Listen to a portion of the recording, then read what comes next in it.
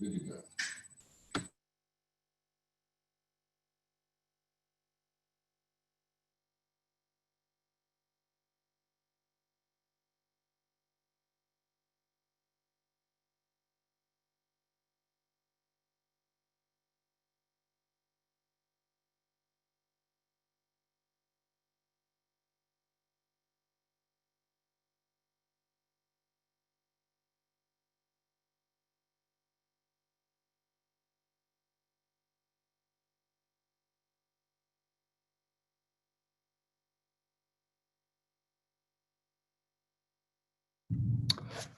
Well, good evening.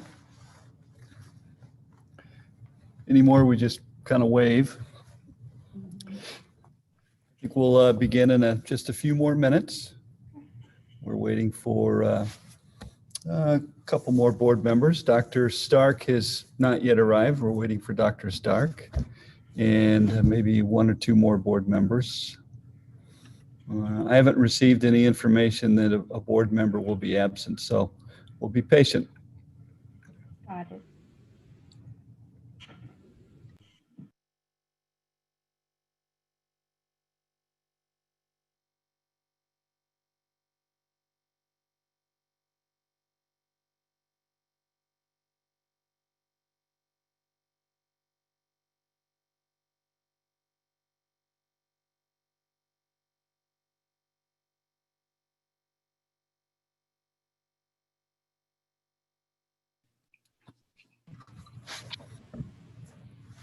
Hello, good evening. Good evening. All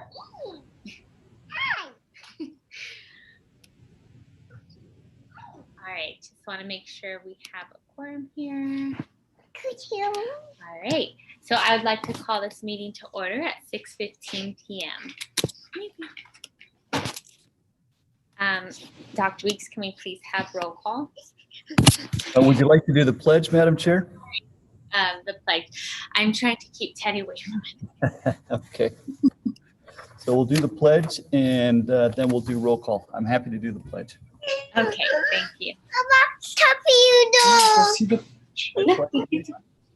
flag of America and to the republic for which it stands, one nation, under God, indivisible, with liberty and justice for all.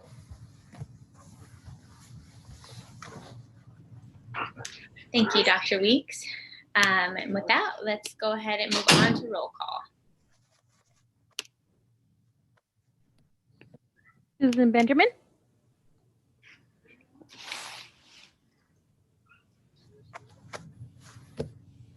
I think I saw her, but I don't hear her.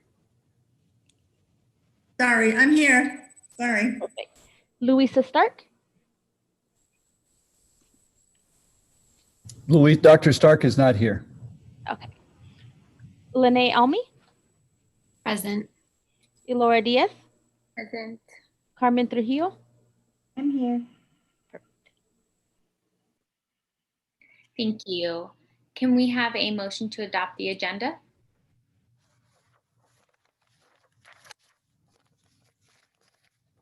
This is Susan Benjamin, so moved.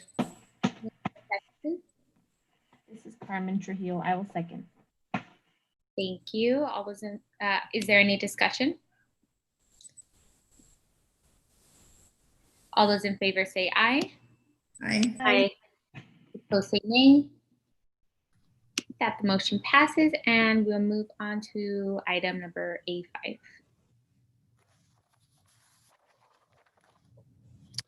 Yes, Madam Chair, members of the governing board, folks in the audience, we are happy to report that we are back to Star Award winners. Special thanks and recognition. But before we get to that, I'd like to mention that on Monday, October 9th, KIND Campaign held a virtual assembly with 70 5th through 8th grade girls from Magnet Traditional School.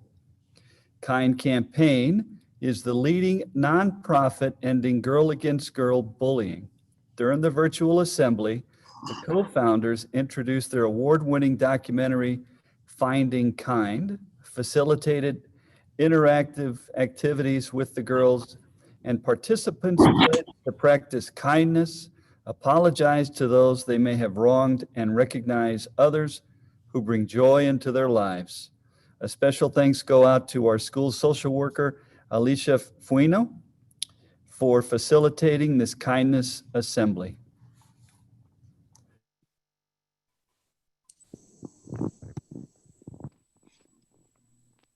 The coordinator of technology acquisition, Ms. Lauren Ashmore, provided teachers with lessons and activities that promote digital life lessons for our students. Teachers engage students in these lessons and activities and will continue to teach digital citizenship. Very important these days.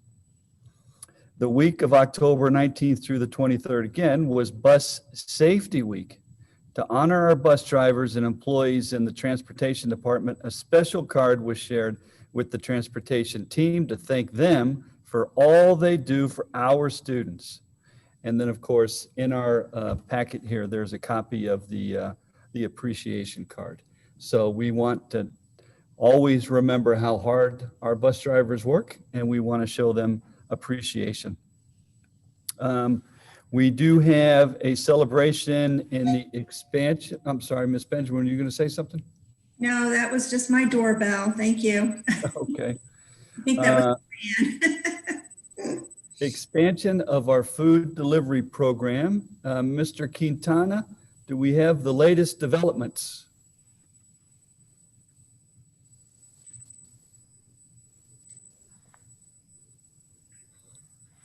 Mr. Quintana, I think you're on mute, sir. Yes, I apologize for that. Thank you, Dr. Weeks. I do have an update. First of all, I did want to mention that we currently have a program available. We have food stations set up across the community where we do deliver food to the community every Wednesday to folks that need, that's separated into about 6 or so different locations. But we're adding to that with this effort, and we're trying to provide a service that's going to go directly to people's homes. And by way of using our bus drivers as well as some food handlers, that we're going to be able to provide a delivery of food to people's homes. The way we're thinking the process is going to work is that we're going to, first of all, communicate with the community over the next week or so and begin this project. We're thinking November, the week of November 9th. And the idea is that we would take orders from the community of if they want deliveries made to their home. And then the following week, they'll be delivered. We're looking at delivering maybe twice a week on Tuesdays and Thursdays, and still keep the Wednesday delivery at the food stations. And also we want to be able to, once people sign on to this program, we're going to basically keep them on, and they'll get deliveries every week. But they can also opt out if they want to discontinue their delivery. But in the meantime, we'll continue this process over the next several months. And we're also looking at continuing the program even once we open up schools for in-person learning, with the folks that are continuing to work or take classes from home. We want to continue this service that I think is going to be very well appreciated and needed by the community. Thank you, Mr. Quintana. And so this, as I understand it, this is a collaboration between the Child Nutrition Department and the Transportation Department? That is correct. That's correct. So the drivers are going to, the idea is that depending on the orders when they're coming from across the district, is that each school is going to basically have their own food packaged up at the schools. And the drivers will go to that particular school, pick up the food, and along with the food handler, they will go to each of the areas in that particular school. So yeah, it is a combination of the transportation buses and bus drivers, as well as the food nutrition folks. Boy, that's some good teamwork there. Yep. Yeah, that's a lot to celebrate. And so because it's transportation, we'll be limited to the families that live in our attendance zone. Is that correct? Yeah, that's correct. As you know, we have folks that attend our schools from all over the valley, and right now we're basically we want to be able to serve the folks that live within our district, and that's kind of the capacity we have right now to be able to serve the folks that that live within our district. Well, that's great news. That's a great way to show appreciation and provide service to the families in our communities here. So a big Yeah. shout out to Child Nutrition and Transportation for coming together for this great idea. And thank you, Mr. Quintana. Yeah. In fact, I want to make sure that I thank also Janae and Michelle in transportation, as well as Armando. I'm sorry, in Child Nutrition, as well as Armando and Chris and in plant services and transportation. Very nice. Very nice. Thank you, Mr. Quintana. Madam Chair, members of the governing board, I would also like to recognize our preschool teachers, our self-contained special ed teachers, our learning lab monitors, Garfield Yale teachers, instructional assistants, and support staff for all that they do to go above and beyond to provide much needed in-person services for our students. We have students that need in-person services, special needs students with IEPs, and the children in our learning labs.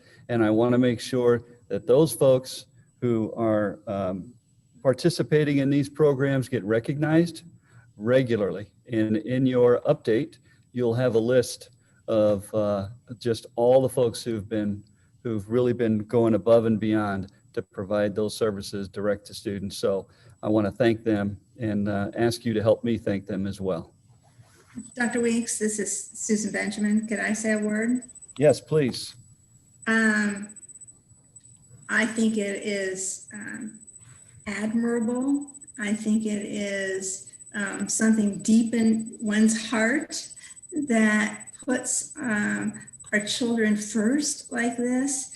And I want to applaud every one of those folks that come out and provide services every day and as needed for the kids, because they're in great need, and the staff and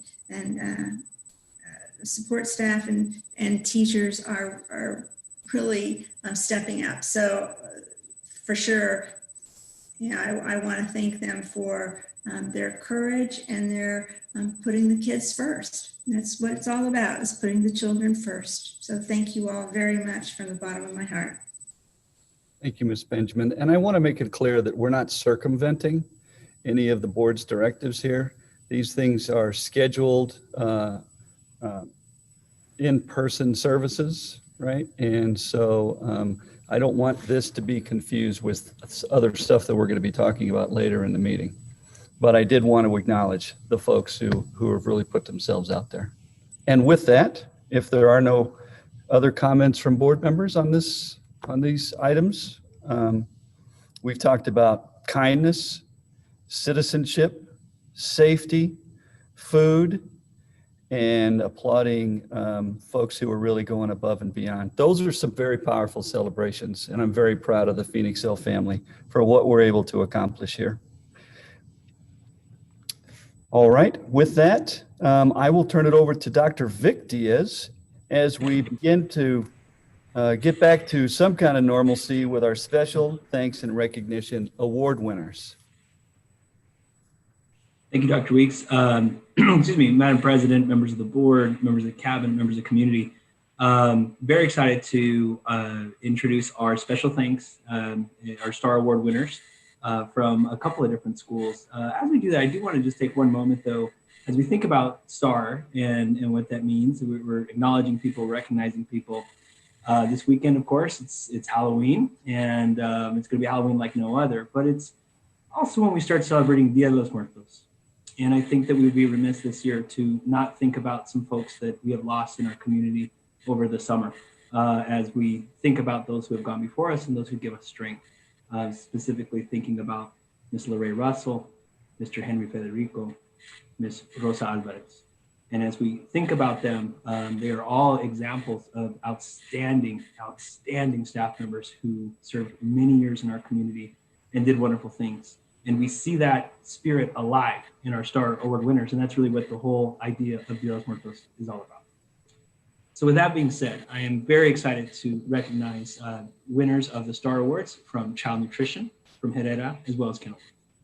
So let me start with our, first award winner, Yadira Ortiz. She's the Child Nutrition Manager at Shaw Montessori. Yadira is a frontline hero who represents the cream of the crop of the Child Nutrition Department. Her leadership skills are impeccable. She is courageous. She has perseverance, And that is what allows the Child Nutrition Department to continue to feed children during school closures. Yadira goes above and beyond to ensure the needs of our students are exceedingly met, and it is truly an honor, her colleagues wrote, to serve by her side. Some of the words her colleagues used to describe her were responsible, courageous, phenomenal, dependable, and caring. Many congratulations, Yadira. From September, we have Star Award winners from Kenilworth as well as Herrera. The Star Award winners for Kenilworth is the Special Education Instruction Team, which consists of Miss Nadine Herdes. She is one of the teachers. Ms. Casey Altamuro, who's another one of the teachers. Veronica Chavez, one of the instructional assistants, and Alma Navarro, one of the SPED assistants as well. All 4 of these team members have kept the safety of our students and their families a priority, while they have constant communication with not only the classroom teachers, but the families they serve as well. In addition to all of this, they remain compliant with IEP expectations for services and for parent meetings, but they also offer flexibility with their schedule as many times as they need to in order to adjust and to prioritize daily events. This team works with all the grade levels at Kenilworth as they support many, many super cool students. And super cool is how the Kenilworth team describes this team and their commitment to their students, their families, and our teachers. Many congratulations, Nadine, Casey, Veronica, and Alma. Our next Star Award winners come from Herrera. The first is Michael Trivelli, the psychologist at Herrera. Mike has been amazing with helping so many of the staff and families during the pandemic and virtual school experiences. All of his hard work, all of his efforts are greatly appreciated by everybody at Herrera. The 3 words the school used to describe Mike are friendly, willing, and cooperative. And our final Star Award winner tonight is Juliana Ramirez, a special education instructional assistant at Herrera. Juliana is always willing to go above and beyond to help her class. She will perform any task asked of her, and she will always do it well. She's compassionate. She is supportive to all the students and all of their families. She's a great addition to our classrooms and a great model for her peers and especially our students. And some of the words the team there used to describe her were team player, hardworking, and assertive. Many, many congratulations, Michael, as well as Juliana. Our Star Award winners that we are recognizing today, we also just want to take a moment to thank their families. As families of our staff members, you lend your loved ones to us, and for that, we are always grateful. Thank you for all the energy and the strength that you provide them to provide to us. Thank you for the patience and the understanding, especially during this time. And so I do want to take a moment to also recognize the families of Juliana, Michael, Nadine, Casey, Veronica, Alma, and Yadira. Thank you so much. And with that, Dr. Weeks, that wraps up our Star Award winners for the month. Thank you, Dr. Diaz. I know that we'll be sending out certificates, star certificates to these Star Award winners. And I thought they were invited to join us at the board meeting for tonight. Do we know if any of them have joined on? Troy, do we have any of our Star Award winners with us tonight? I haven't seen any of them try to connect. Okay, all right. Well, this is our first Star Award session back, and so I'm sure it'll take off once folks know that. Now, what we would normally do, we would all step from the dais and we would go down and we would take big pictures and it would show up on social media and all the rest. Yes, yes, yes. And there would be balloons and flowers in the room. And Kenilworth was famous for this. So we're missing out on a lot by being virtual. We're being safe, but there are things that we're missing out on by not being in person. Yes, lots of love. Dr. Weeks? Yes, Ms. Benjamin. This is Susan Benjamin. I haven't usually or ever, I think, commented about a Star Award winner, but I have to tonight. And first, I just want to say that the Star Awards are very close to my heart since its inception almost 8 years ago. I'm very proud of that. But there's one teacher here that I've known for close to 9 years. And I didn't tell her today I was going to speak about her because I was afraid I would chase her away. She'd be embarrassed. But her name is Nadine Herdez, and I knew her. We worked together in the Madison Elementary School District. And she was collaborative. She was working on her teacher certificate at the time. She always put the kids first. And, we talked about places she might end up, and look where she ended up. And she has been working very hard for Kenilworth. I know how hard she's been working for all the children there.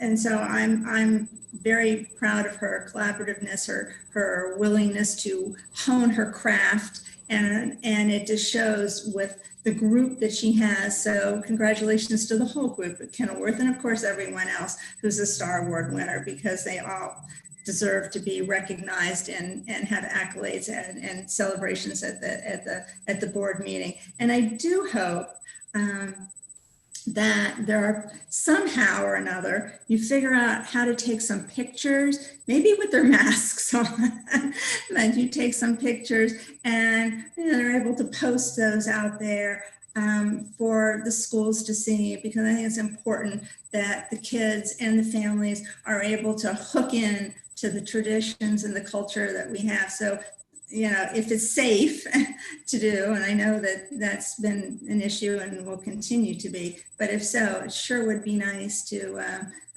have some pictures that they can post in their schools and they can post online, even if they're 6 feet apart and they're done in groups. So with that, I'll just say it's a joy. And I'll say one more thing. This is something I said to Nadine many times, and it's a C.S. Lewis quote. It's not my quote, but it's something for all the teachers to hear. Children are not a distraction from more important work. They are the most important work. So cheers to all of the Star Award winners, and special cheers to Nadine. Thank you. Thank you, Ms. Benjamin. Thank you, Dr. Diaz. Everyone, are there any other board comments before we move on to community communications? Dr. Weeks, I'm just thankful and appreciative that we have finally moved back to this. I know that we have been focusing on a lot of pressing issues with regard to opening our school district, but it's, I think, very important for us to take time to recognize our staff and the hard work that they do. So thank you for bringing this back. Well, I appreciate that. And we don't do enough celebrating in these times. And celebrations need to be intentional and purposeful.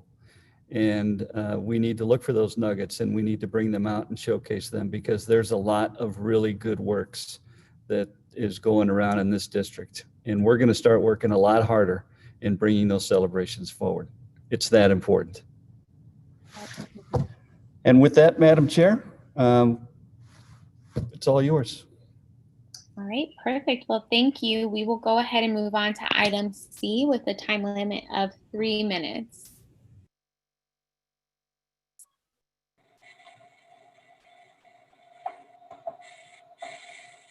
And do we have somebody reading the community communications, Dr. Weeks?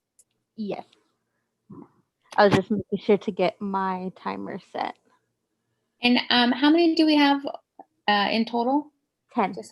Okay, 10, perfect. And as a reminder to our community, we absolutely value the time that you have put into communicating with us and sharing your perspective. We are not permitted to comment, but we do take notes, and these are things that we can bring up at a later time. So thank you.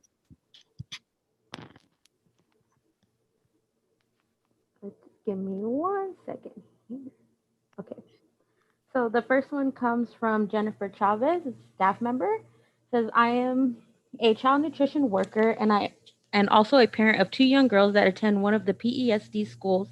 I wanted to say, as a parent, I don't feel like the children should be exposed to coming back to school. I especially think this because it will be flu season, and as it is, kids get sick very easily. I don't feel like we should expose our children to coming back to school at this time. Thank you, Jennifer Chavez. The second one comes from Kimberly McGrath, a parent. Hello again. My name is Kimberly McGrath, parent of 5 great kids that attend Magnet Traditional School. I am emailing again in hopes my concerns will be shared at this week's governing board meeting. It is with a heavy set of nerves and uncertainty that I am searching for a clear answer on report card grades and online attendance requirements. Due to online learning, progress reports have reflected poor grades and a clear struggle for students and parents alike. One of my child's progress reports had 2 Fs. The reason for this was not submitting work on time before learning all the deadline rules, or the wrong document was submitted. On some of his, didn't realize he didn't answer all the questions. Since then, he has a better understanding of the requirements and his grades are improving.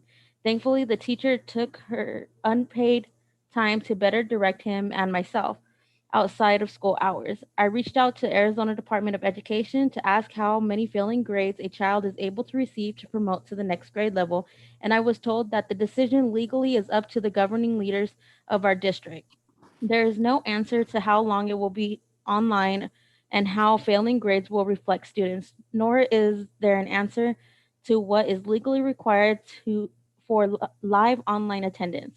I can tell you one thing, the hours of live virtual learning dedication being asked of parents and students by Magnet Traditional is enough to overwhelm an adult without kids. How is it that the parents of young children, 5 and 6 years old, feel they are almost forced to be online or have them work independently from 8 a.m. to 2 p.m. with a few breaks in our lunch 5 days a week outside of Monday, which is from 8 a.m. to 1 p.m. My other children, ages 9, 11, and 12 years old, stay online until 3 p.m. and still have work to finish after school hours on the computer still. My kindergartner child has lunch from 11 to 12 p.m. My first grader goes to lunch from 11:45 a.m. to 12:20 p.m. My fourth grader is from 12 p.m. to 1 p.m. My fifth grader is from 12 p.m. to 1 p.m. And my sixth grader is from 11:10 a.m. to 11:45 a.m. Now, given the information, my daily break is only 15 minutes from 11:45 to 12. In the 15-minute window of lunch that my kinder and first grader overlap, I truly don't think families were truly thought of when online plannings and were being developed. As an adult, being dedicated to a screen. Time. Okay.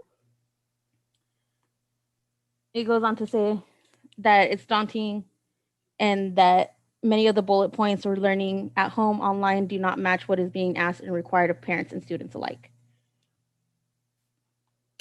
Thank you. The third one comes from Emily Swanson, a staff member. As a special education teacher, I feel strongly that it is time we go back to in person for hybrid learning at the very least.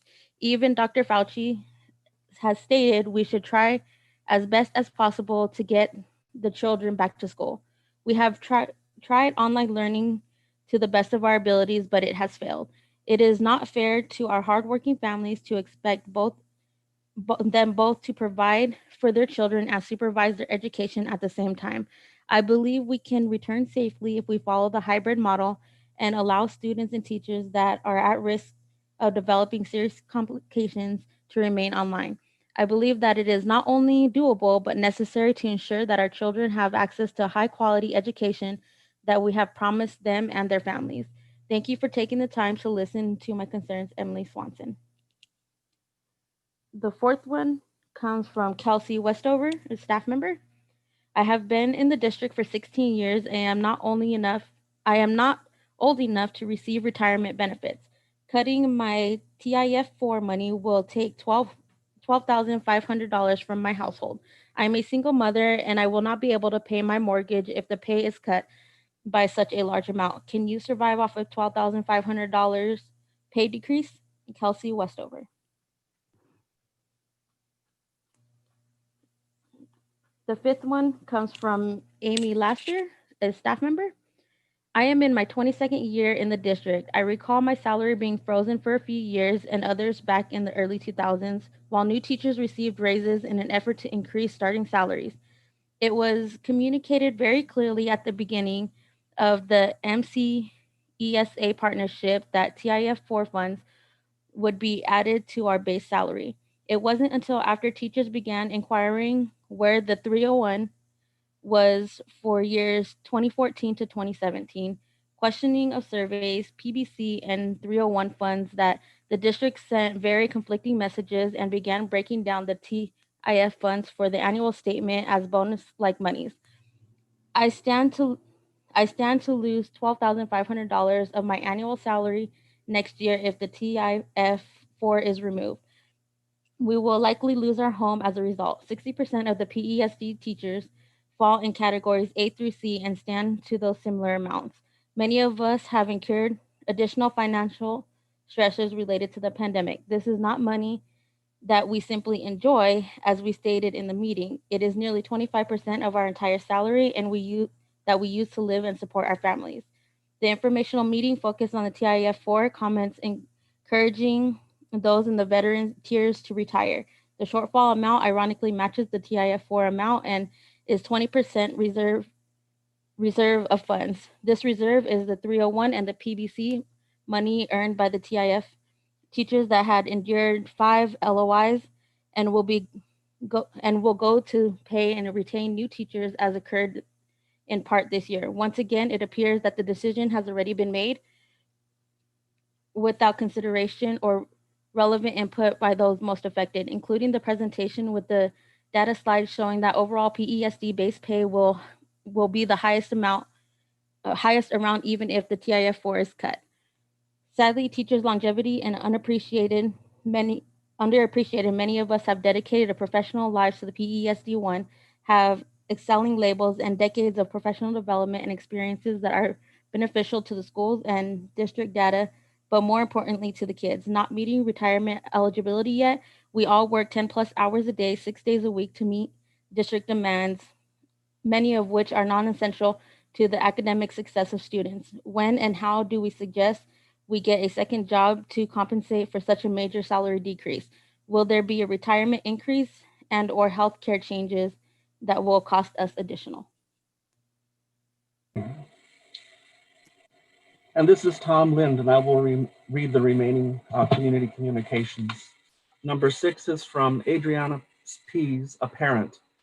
I am writing today to encourage the governing board to follow Maricopa County's guidance for returning to a hybrid model of in-person learning. Under the county's guidance, schools in the yellow for COVID metrics may return to a hybrid model of in-person learning. Instead of adopting Maricopa County's guidelines, the governing board adopted more stringent requirements for the return to hybrid in-person learning. It is unclear when these board-adopted metrics would be met for every applicable zip code.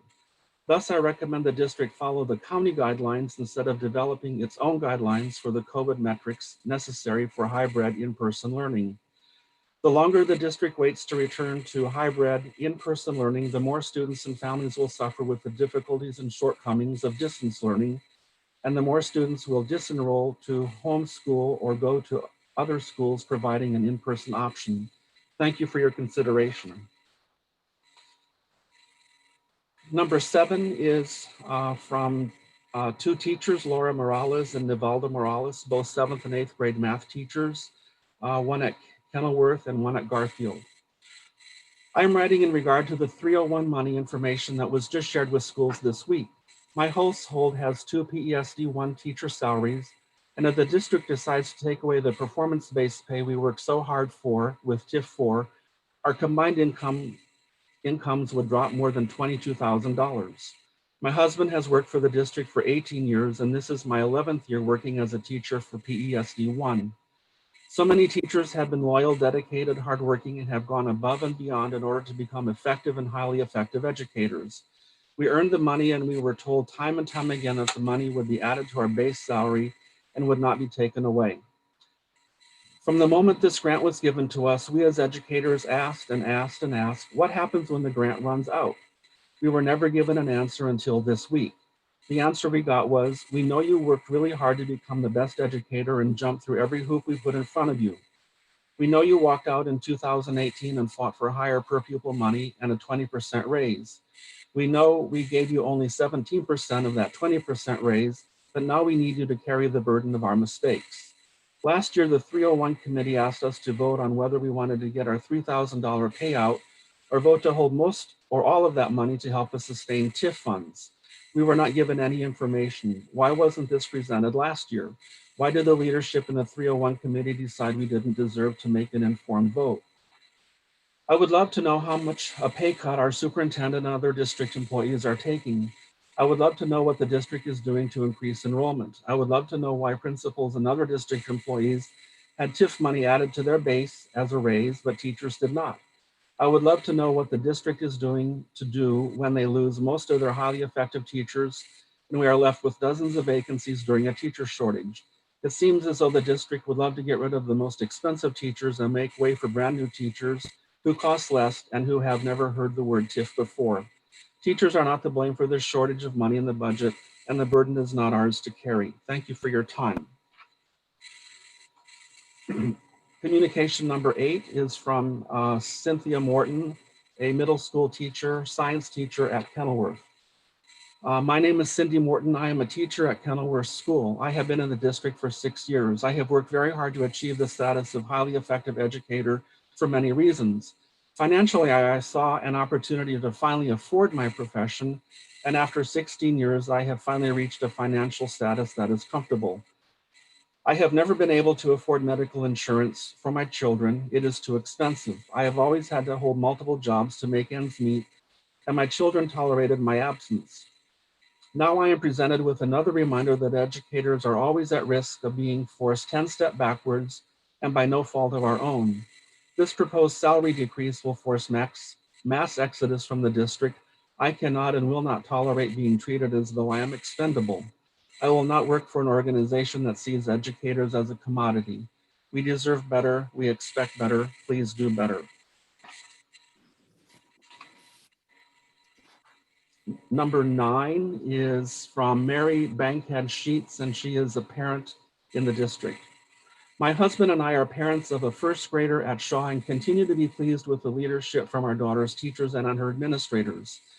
The Arizona Department of Health Services changed the benchmarks for reopening, going from 1 or more benchmark being in the red for virtual learning to now all 3 benchmarks being in the red for virtual learning. The Arizona Department of Education did not request or recommend any changes to the Arizona Department of Health Services school benchmarks. The 3rd benchmark, COVID-like illness in area hospitals, is a flimsy metric. This metric was purposely put in place because there is no concrete, provable way to quantify it. In other words, there is no way to fail this metric. Plainly put, the benchmark change is nothing more than politics being played. This benchmark change was done to make it so that schools that are currently conducting in-person instruction remain open and schools that are not conducting in-person get pressure to open. This is absolutely, unequivocally not okay. In fact, it is disgusting and beyond appalling that the health of students, teachers, staff, and by proxy their families and loved ones are being disregarded for political posturing. Possible solution? I strongly encourage the PESD governing board to stay the course with remaining virtual if 1 benchmark is in the red.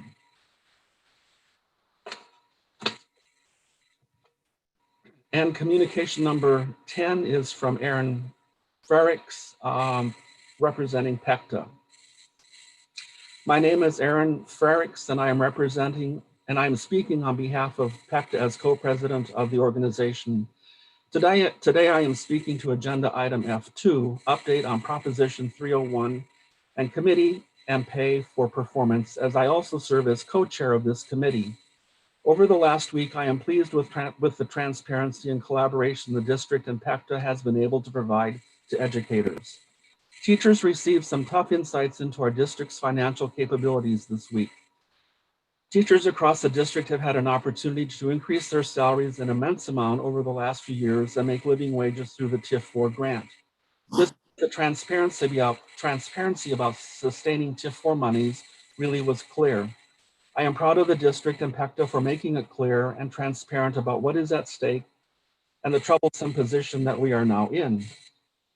It is PECTA's belief that Prop 301 monies were intended to be paid to all teachers, not just teachers who are receiving TIF-4 money. It is also PECTA's stance that teachers worked hard to earn TIF-4 money, and we cannot expect any teachers to take a multi-$1,000 pay cut. With that being said, we know that tough choices and tough conversations to be had in the Prop 301 committee and in sustaining and retaining teachers in our district. PECTA will continue to look at creative solutions and work towards the best future for educators. But this problem was created by a lack of transparency and inadequate communication from old leadership that we do not want to see repeated. Therefore, it is the current leadership responsibility to work to be fair and equitable solution. Moving forward, it is PECTA's goal to be transparent with what is at stake and to retain our hardworking, dedicated, and qualified teachers. Thank you, Aaron Frericks. And that concludes the community communications. Thank you, Mr. Lind. We will now go ahead and move on to item D. Do I have a motion to approve the consent agenda?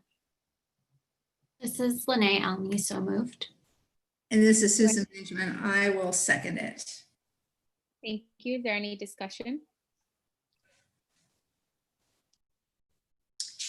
This is Susan Benjamin. I do have one thing. Madam Chair, can I speak? Yes. Okay. This is, let me see which one it is. D4.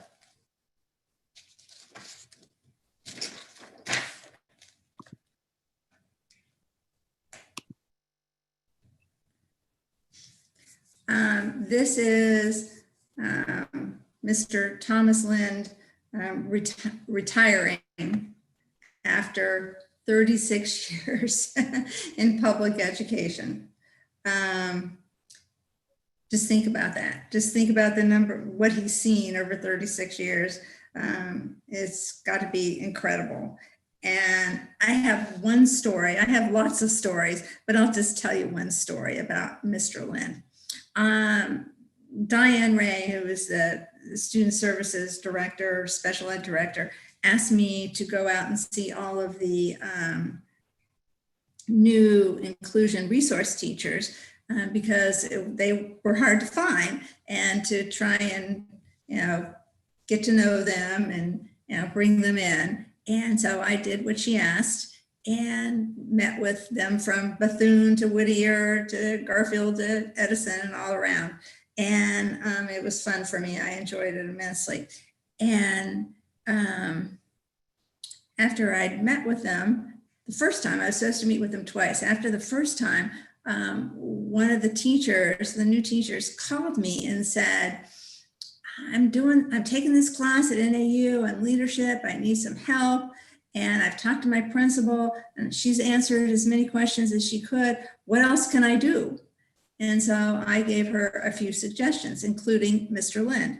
And I never thought to tell him that she might be calling, because I didn't think she would do that, to call the assistant superintendent, but she did. And guess what? He responded immediately. And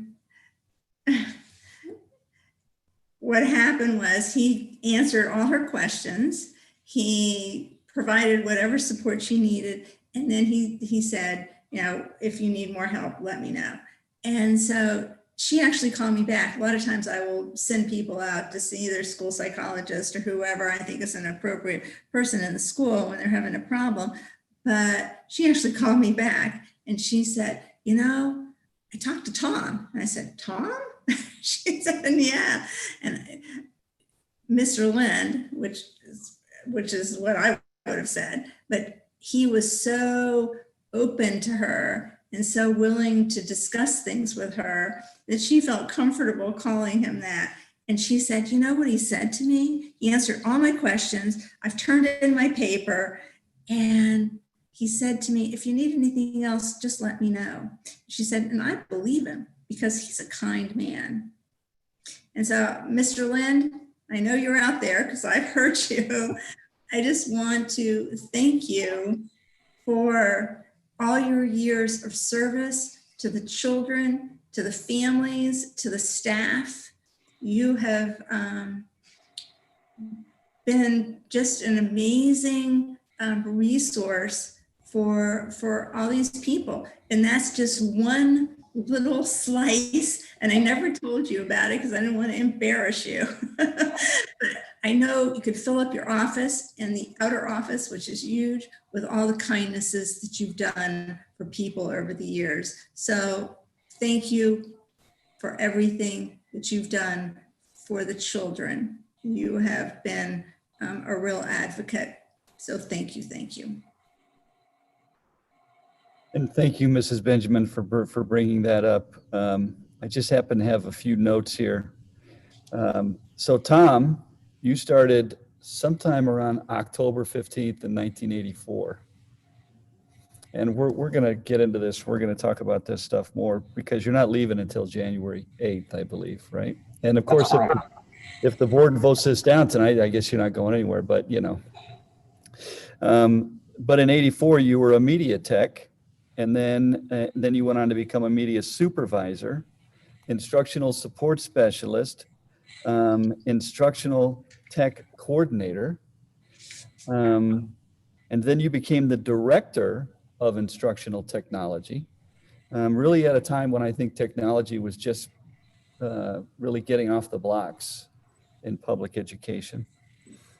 And then interim assistant soup, and then assistant soup, and then assistant to the superintendent. You've had quite a career, Tom, and most of it was right here in Phoenix Elementary School District.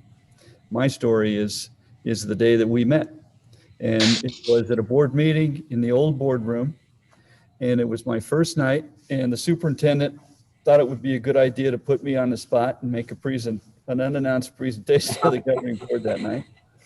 But you know, you've always been there to really kind of be a rock and to provide that support and that historic perspective, and knowing that history of how the district came to be has been very, very valuable and very, very important. And then not too long after that, you and I did a brainstorming session with Capital Override with all the principals, because I didn't know any of the principals at that time. So you helped me, you know, get to know the principals and break the ice. So I just want to give my round of thanks for all the years I've had the honor to have worked with you. It's really been my pleasure. Thank you, Dr. Weeks. And if I may, I would just like to say thank you. It seems just like yesterday that I walked on the job for my very first day. And it's really been an honor and a pleasure to work with our students and our families and our staff in a variety of positions over the years. And I truly have been honored to work with all of you and to do many amazing things within our school district. So thank you so very much for that opportunity. I appreciate it very much. Thank you, Mr. Lynn, and thank you, Ms. Benjamin, for also sharing that story. It was really nice to hear that. Well, Thank you, Mr. Lind. Mr. Lind, enjoy your retirement. Well, I intend to. I'm beginning. Thank you. All right, well, with that, all those in favor, say aye. Aye. Those opposed, say nay. And the motion passes. We'll move on to item E.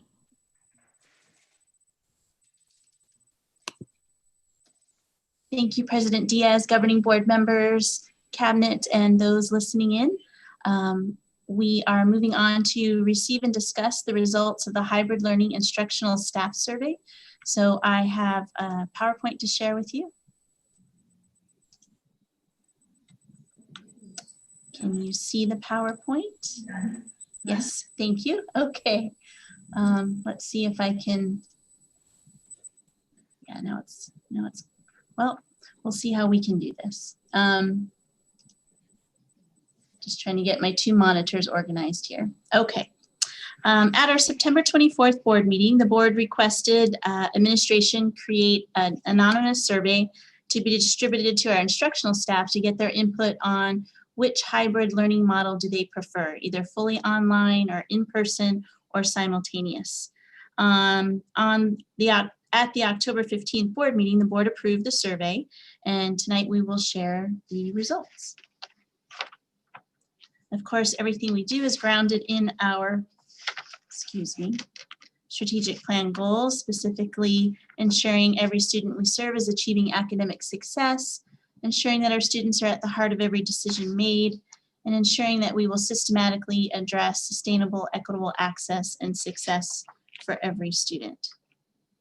So tonight we'll review the family survey results, and we'll share the hybrid learning instructional staff survey results, including summary statements. So just as a reminder, we surveyed our families between September 14th and September 24th. We received 1,923 responses. That represented 3,010 students, which was 52% of our total enrollment.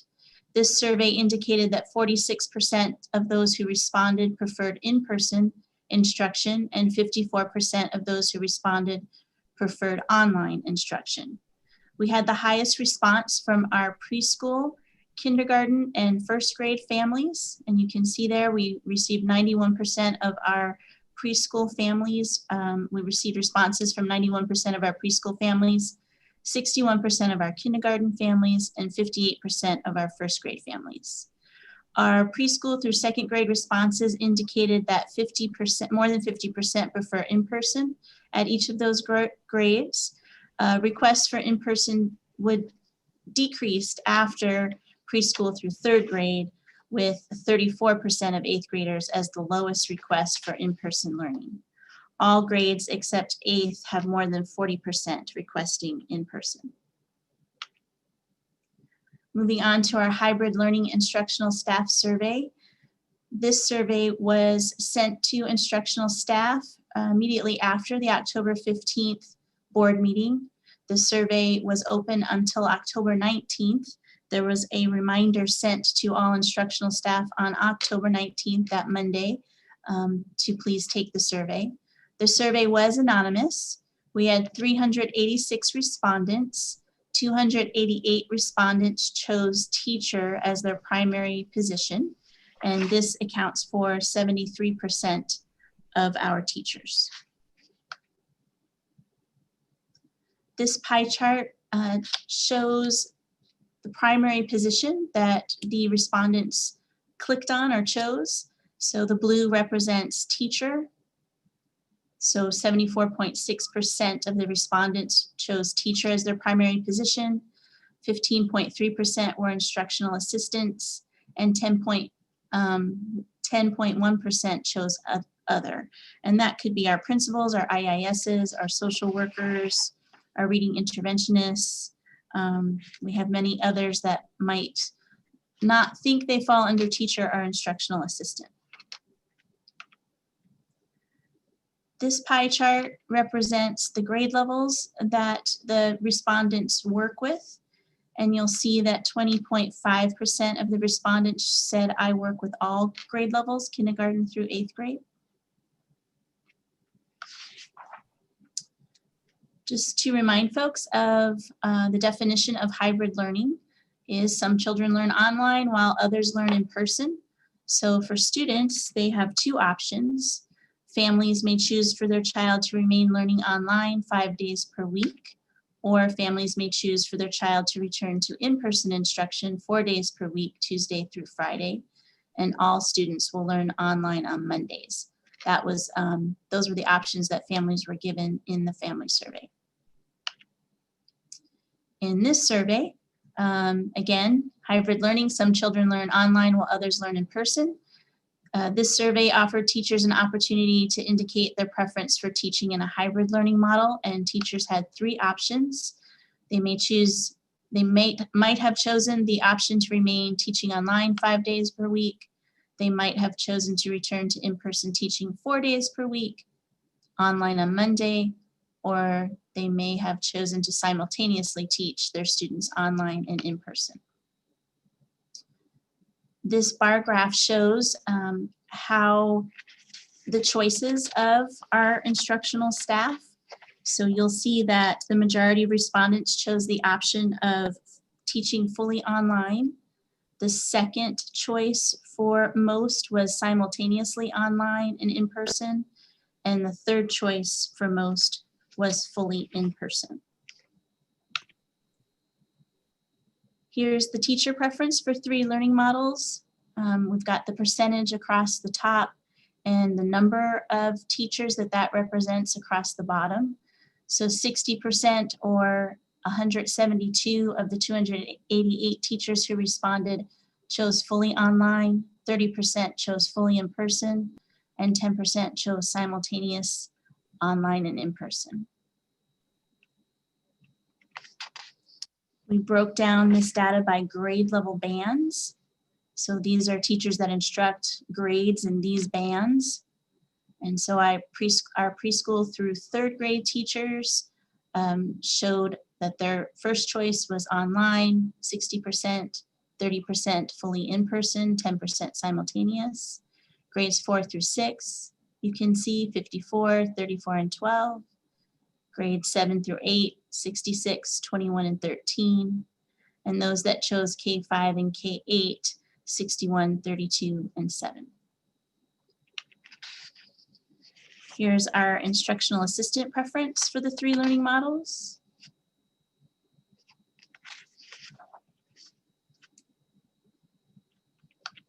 And here's our instructional assistant's preference by grade band for the 3 learning models.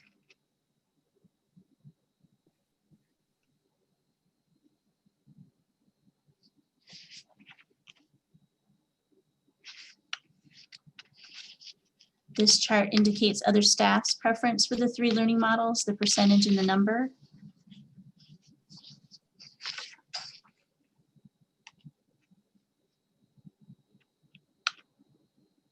This table indicates those who chose other, their preference by grade band for the 3 different learning models.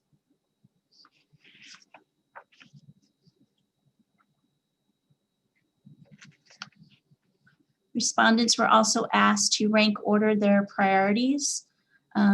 These were the priorities that were provided on the survey. I prioritize a single learning mode, which means I prioritize being fully online or fully in person. I prioritize families have an in-person option. I prioritize teaching a single grade level. I prioritize remaining with my current students. I prioritize remaining with my current school. There's an easier way to look at these results on the next table.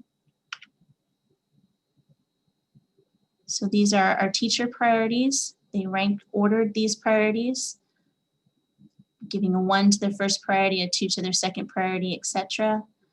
So our teachers' first priority was to remain with their current school.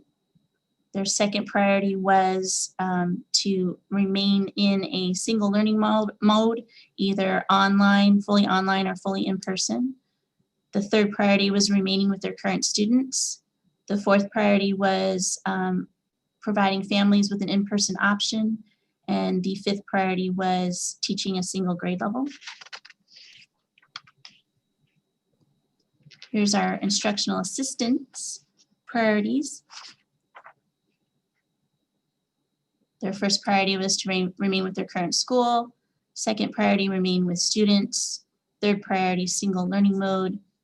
Fourth priority, providing families an in-person option. And last priority, teaching a single grade. And here's our other staff priorities. Teaching in a single learning mode, remaining with current school, remaining with current students, providing families an in-person option, teaching a single grade. And to summarize, for their first choice, most respondents chose the fully online instruction. Simultaneous instruction was the second highest option chosen by teachers.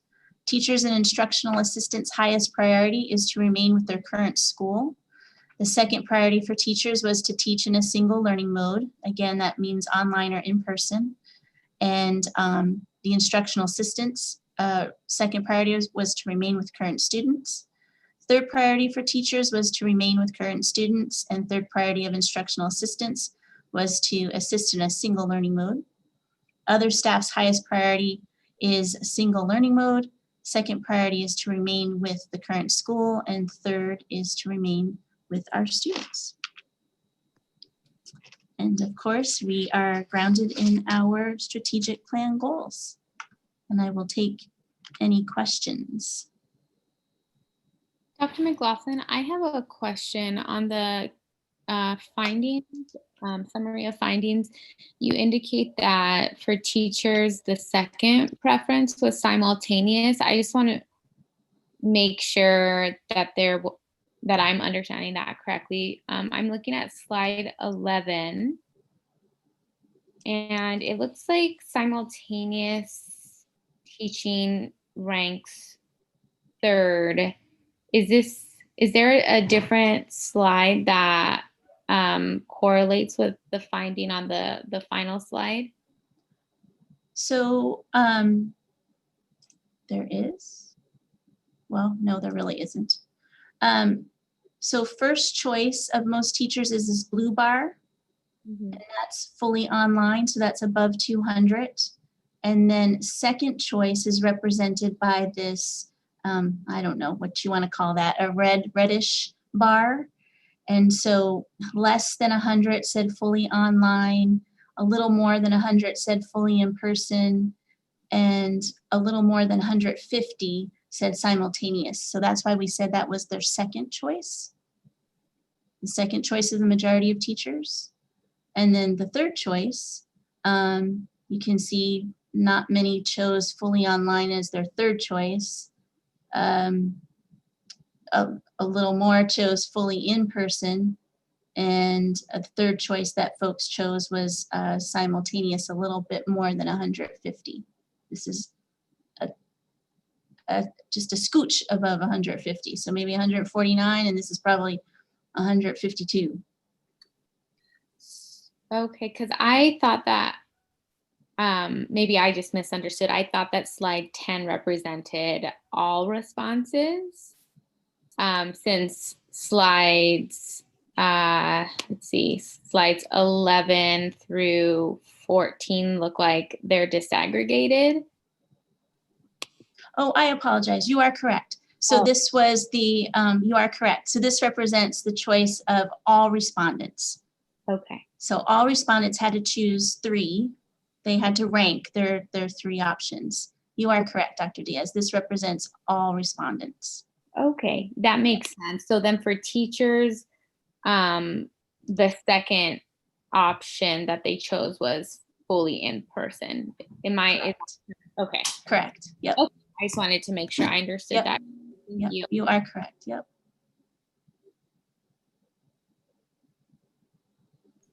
Dr. McLaughlin, this is Lene Almy. I just have 2 quick questions, I think. Could you go to the slide with the priorities ranked or percentages? Either one is fine.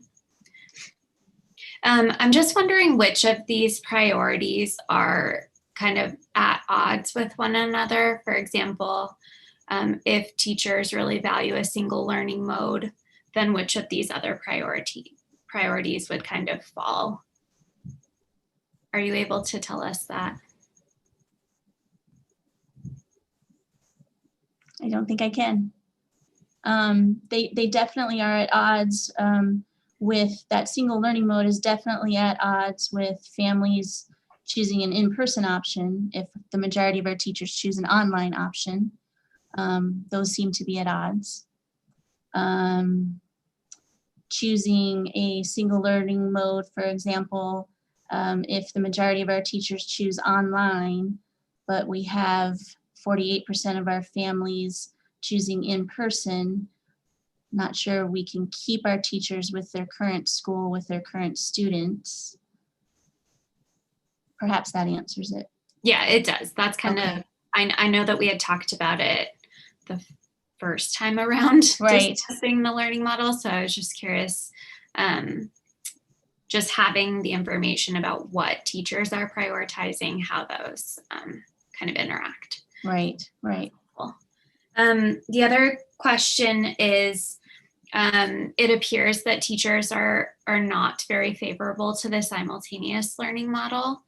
So I'm just wondering how we're going to use this survey data to move forward in order to inform the learning model that we will put into place when able to return to hybrid. Yes, our next step is to form a task force.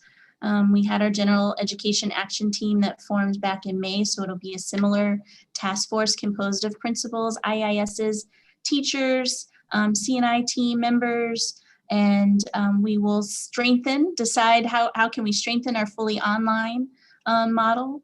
Can we do a simultaneous model? We'll explore all of these options and bring to the board a final plan.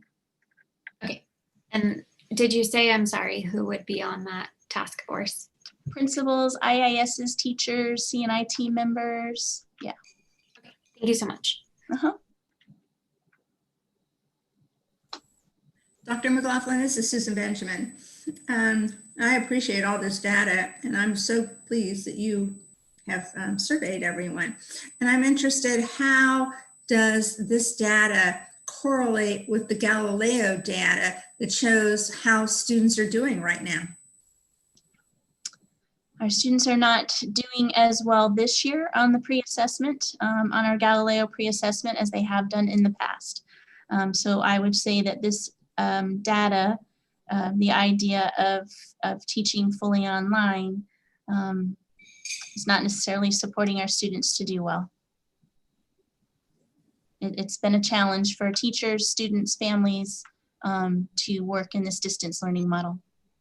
And so how are we going to address that? Because our students have to come first. I agree. Our students need to come first. And so therefore the first action that we will be taking is to strengthen our distance learning environment. One of the steps we have taken is to improve our attendance. We're bringing our auto dialer back starting Tuesday the 2nd. The auto dialer informs families that their child was absent the day before. We were extending grace and patience, but it's time to get serious. This is school. This is our current reality, so we need to do well in this distance learning platform. And when do you next assess the kids with the Galileo? November. So our schools that unfortunately received a D must take the Galileo. All other schools have the option of taking Galileo in November. That's benchmark 1. So we have some schools that are choosing to take the Galileo in addition to our 4 D schools, but we have other schools that will not take the Galileo in November. They will be using other assessments to inform them on how their children are making progress towards their goals. And who are those schools that won't be using the Galileo?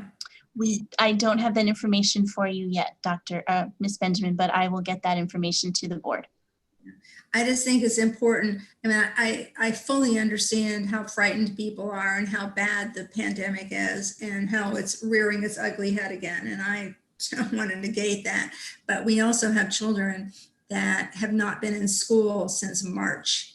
And, you know, we need to attend to that too. So I'd like to hear a little bit more about the academics and what's going on in that. So I'm asking you to provide to us, you know, whatever the Galileo looked like the last time in comparison to the year before. And I know that's not a fair comparison because it's not, but it's nice to have some frame of reference. So I'd like to see that. Yes, ma'am. Thank you.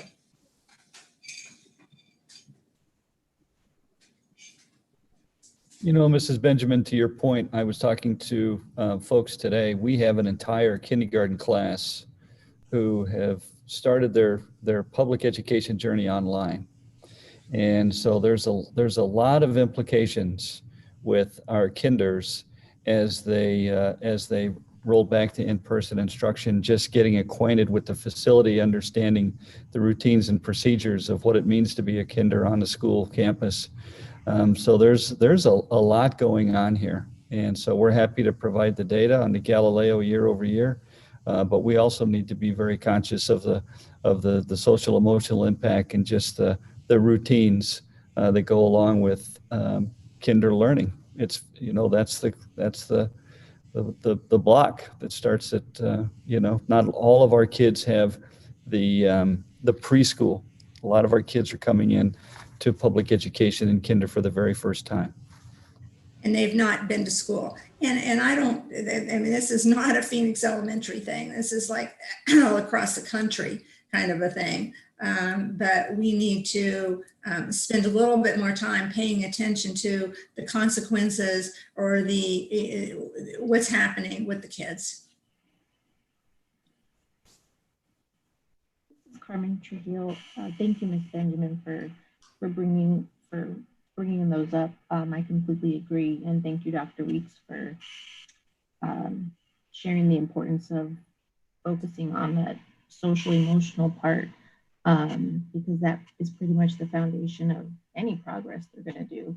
So my question is, as far as testing for those schools that have to, or as far as testing is concerned, period, do we have any plans or ideas for putting supports in place to make sure, there's a testing environment at home, I guess, available? And then as far as the kinder is concerned, are we doing anything different or additional to try to make sure those kids stay enrolled, I guess? I just wondered what the plans might be going on for either of those situations.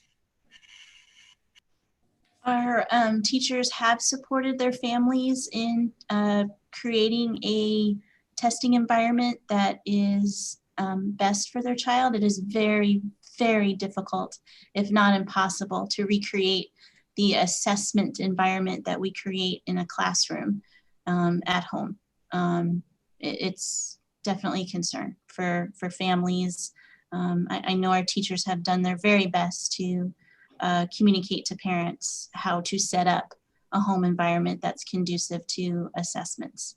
But I understand the challenges for families, teachers, and students. And as far as our kinder students go, the extra support is again provided by our teachers to the families and to the students, going slower for, of course, how to use the technology.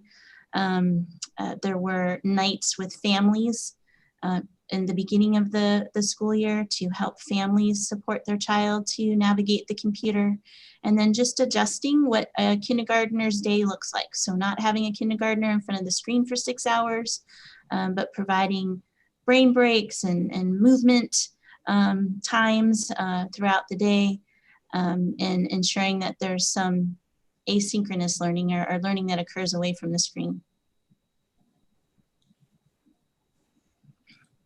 Dr. McLaughlin, is there any, I'm assuming that's maybe like tracked between the teachers and the families as well, how many hours is going on, so that way they aren't feeling like they have to stay in front of the computer? That is correct, yes. And many of our schools are providing, I would call them packets, for our primary grades so that they can be working on packets, if you will, during that asynchronous time. Wonderful. That's actually what my next question was going to be. I do understand it's mostly on our teachers, I guess, shoulders as far as getting those supports in place. But I just wondered if we had anything going on, like noise canceling headphones, lap desks, things like that. I just wondered if there was anything, I guess, additional that was going on. So I'm gonna move on, but thank you for answering my questions. Dr. McLaughlin, so I just want to say thank you for for putting this together, for making sure that we're getting the voices of our instructional staff. I want to recognize the hard work that our instructional staff is doing every single day. I cannot imagine the stress that they must be going through trying to figure out how to teach in such a different learning environment. I mean, teaching in a traditional learning environment can be challenging even if you're very well prepared. So I know that there has been a lot of stress on teachers and instructional staff. So I want to thank them for everything that they do. And I also do want to note, you know, some of my concerns with just, or I guess the things that I'm prioritizing as I'm looking at our schools reopening. So first and foremost is making sure everyone is safe, and we have the infrastructure in place to have a safe reopening. And I know that our staff is working on that very rigorously. The second thing is really prioritizing our students' emotional health as well. And I know that Dr. Weeks, you have several things in place right now with our teams to get to the root of how we can best support our students' emotional needs. And so that's just something that I want to continue to look at, figure out how we can best support our students during this time. And then third is really thinking about our families. You know, as a working full-time mom and a school board member of a toddler, I know that it is stressful during this time. And I want to be considerate and appreciative of our families who have little ones at home and who are homeschooling. I know that it can be difficult, and I just, you know, I'm thinking about that a lot, and just thank you for your patience and your grace as we work through this. So that's all I had to say with this. Are there any additional comments or questions? Yeah, excuse me, this is Susan Benjamin. Dr. McLaughlin, I would really like to see a lesson. If you could videotape or however you would do that, a lesson of a kinder class and a first grade class. I'd like to see how they work. I'd like to see the pacing. I'd like to see the engagement. I'd like to see what's going on. And normally I would have the opportunity to go visit those classrooms, and I don't have that opportunity right now. So I'm just asking to have that opportunity the best I can, however you can make that happen. We can do that, Ms. Benjamin. Thank you. Mm-hmm.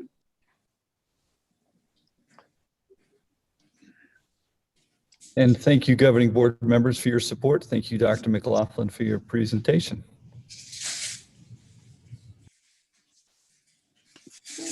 That we will go ahead and move on to item F1. Yes, thank you, Madam President. Want to provide a report to the board, governing board, regarding bonds and bond authorization, as well as capital overrides and M&O overrides. I want to give you the annual update that I'm going to put on the screen.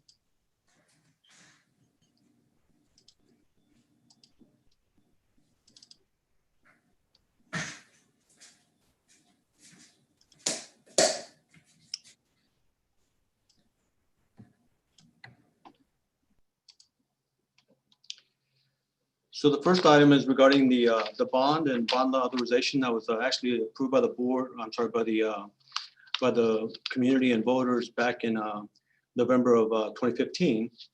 And this bond authorization provided us, the ability to sell bonds to the tune of $59,500,000. And that authorization in budget was to provide $45 million for site improvements and furniture and equipment, as well as $9 million in technology, $4 million to transportation services, and then $1.5 million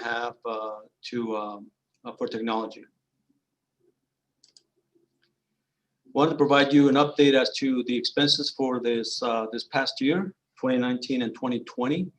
In those particular categories that we budgeted for, we spent $8,175,000 in site improvements and furniture and equipment, $887,000 plus in technology, almost $124,000 in transportation, and almost $130,000 in other, for a total of $9,317,397 that we spent this past fiscal year through June.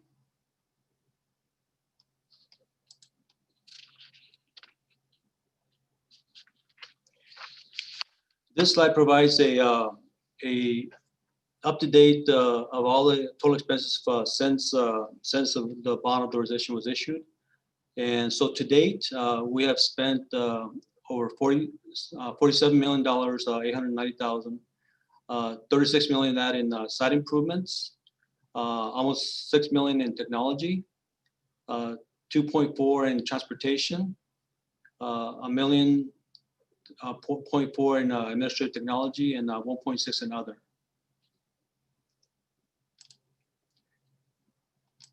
So anyway, that's the summary for the bond authorization.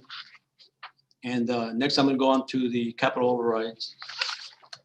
So that this capital override was approved also by the voters back in that. Mr. Quintana, this is Susan Benjamin. Could you describe for us what other is, what might be in that group? The other, Yeah, $1.6 million. What's other? yeah, that I don't know offhand, to be honest with you, what that number represents. I'd have to find that information for you and can let you know. Dr. Weeks, do you know? Yeah, Mrs. Benjamin, members of the governing board, other typically means fees, design fees, costs associated with developing projects. So A&E fees, engineering fees, design work, that kind of thing. Okay, thank you. Thank you, Dr. Weeks. So again, the next item is the capital override, and that these were approved back in 2014, and they were approved basically for 7 years, $3 million per year. And the way it works is that we're capped at the 3 million because it's authorized to the lesser of 3 million or 10% of the revenue control. So for us, that meant that the 3 million was our cap for each year. So the overall override was for 21 million over 7 years, 7 million for instructional and supplemental materials, 5.7 technology, 2.1 for buses, and 5.6 for facility upgrades, and 560,000 for general admin and furniture and so forth.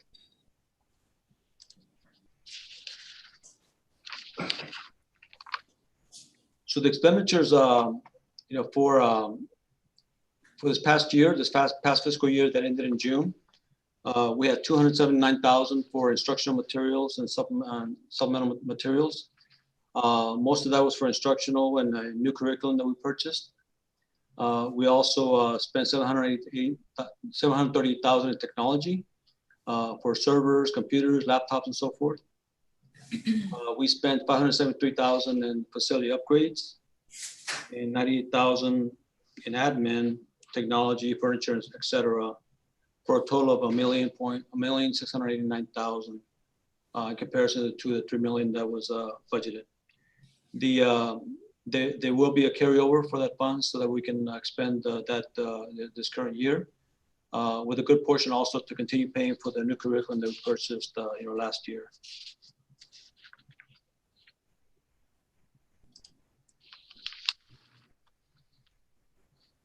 So to date, of the 21 million, we have spent 17,005,000. And again, back to the instructional and supplemental materials, we have spent 6.4 million with a balance of 600,000 left to spend. We spent 4.9 million, almost 5 million in technology, with 757,000 to spend. We spend $1.4 million in buses, and we have 645,000 left to spend on that. We have spent 3.5 million in facility upgrades, and we have 2.2 million basically to left to spend on that, for a total of 3.9 million. Any questions on the capital override? Yeah, Mr. Quintana, this is Susan Benjamin. I have two questions, and they're regarding the instructional and supplemental materials and technology, which I assume there's some technology that's related to children in that. I would assume so. I'm not sure. But my question is, are there goals attached to those monies in terms of what you would expect to see based on the monies that were spent on in these areas? Well, the goals are tied into the strategic plan. For example, the curriculum instruction, that we have purchased, books and so forth and instructional materials, including a new curriculum. So that part of the goal is to really meet the strategic plan that we have as an organization, as a district. That goes along. My question is like, are we saying that our children should increase in terms of, a particular thing in reading based on this new curriculum? Do we have those specific kinds of goals that you know about? I apologize. I'm not aware of those particular goals. All right. But Mr. Quintana, if I could respond to Ms. Benjamin? Yeah. Ms. Benjamin, part of our PBB process, part of our curriculum management plan, part of thinking through the instructional resources also includes program evaluation. So how will we will be looking at our student achievement in relationship to our new instructional resources that we did use capital override funds to purchase. And that's perfect. And I think that you should attach those to these monies, because that's how we know whether or not the monies that we're spending are really effective. Are we really spending money in the right area? And so if having those goals and you have them, then we need to see in the future, and I won't be here for that, but you need to be able to see the data to show that those things are working, or maybe they're not at this point, but that you've adjusted things so that they will. Yes. Yes, thank you. Point taken. Thank you, Ms. McLaughlin. So, Mrs. Benjamin, before we, and this is good information for the board as a whole, before we launch a capital override plan or a bond plan, we run an analysis of our major systems throughout the district to determine what that capital plan expenditure kind of list is going to look like. So we review our major systems. Now, it doesn't really apply, Mrs. Benjamin, in the area that you're talking about, instructional and supplemental materials. That's kind of a different programmatic evaluation. But in terms of technology, mitigating the digital divide is a goal. Trying to get to a 1-to-1 ratio for our students was a goal at that time. Shoring up outdated buses, and then of course the facility upgrades. Again, our major systems being carpet, HVAC, roofing, things like that. So for example, if we go back to last meeting, we approved a $2 million spend at Whittier for air conditioning. That would, that's considered a facility upgrade or a maintenance item. And then in terms of the admin technology, FF&E, furniture, fixtures, and equipment, primarily the money is spent on the technology hub that's at the district. So for example, all of our central servers and things are located at the district. And if I recall, because they're at district, they must be coded to that administrative line. So for anybody who's interested why we would spend $500,000 on administrative technology, it's not like everybody is getting cool laptops. It's our server bank is located at the district office in the administrative space. And I appreciate that, because you can show, and it can be quite transparent, that you spent this money on these particular items because of whatever reason. It was outdated, the buses needed to be, we needed new buses or whatever it might be, quality upgrades, new offices, for protection. And I think I'm really talking about the instructional and supplemental materials, because, the idea of, you can call it curriculum-based budgeting, which I prefer over performance-based budgeting, is related to the fact that you have goals, and then you meet those goals. You adjust and meet those goals, and that's part of this.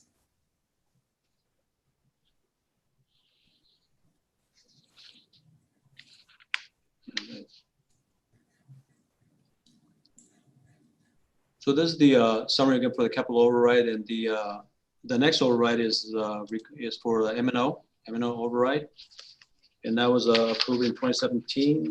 And this one is basically gives the ability to obtain 15% of our overall revenue control for the for each year. So this past year we received 4.9 million in M&O overrides, and we use this money in funds to provide manageable site classes, as well as instructional programs, arts, health and PE, and other programs like that. And this one is scheduled to go through 2021. And at that point, we can decide how to proceed from there as far as an ongoing override.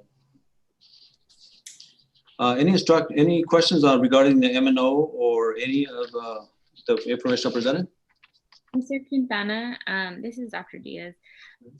So for on slide 7, do we have to use the money by a certain date, or are we saving that balance for a time when we do know, that we need additional instructional materials, or what is the specific goal with spending that money?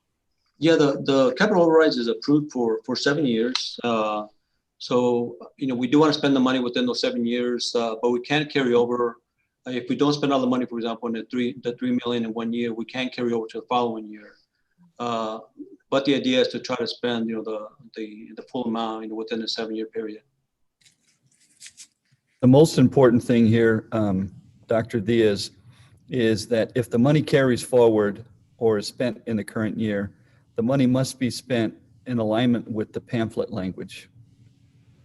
So we can't deviate. So for example, you couldn't take capital override money and provide salaries and benefits to teachers, for example.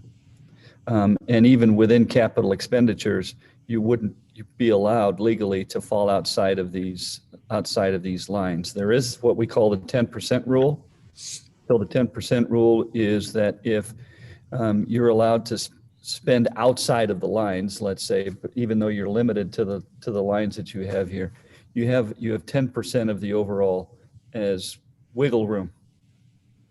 Because you can see here, there's a negative $31,000 in the admin line. That's within the 10%, that's within the wiggle room, right? Now bonds are different. Bonds have to be spent down, the bonds that are, so you get an authorization from the public and then you go out and you sell bonds. So if you get a $60 million authorization, you may only sell $20 million in bonds, and you might do that 3 times. When you sell that $20 million in bonds, you have 3 years to spend that $20 million down. Otherwise, you're subject to what is known as arbitrage. And what that means is that at some point, a government entity will begin to gain interest on bond proceeds, and that's illegal. Can't do that. And so that's an accounting watch that we have to watch for, and we need to make sure that that we spend, I believe it's 80 to 85%, I can't remember the number anymore, but you have to spend that bond money down, where capital override can carry, but it has to stay within the lines.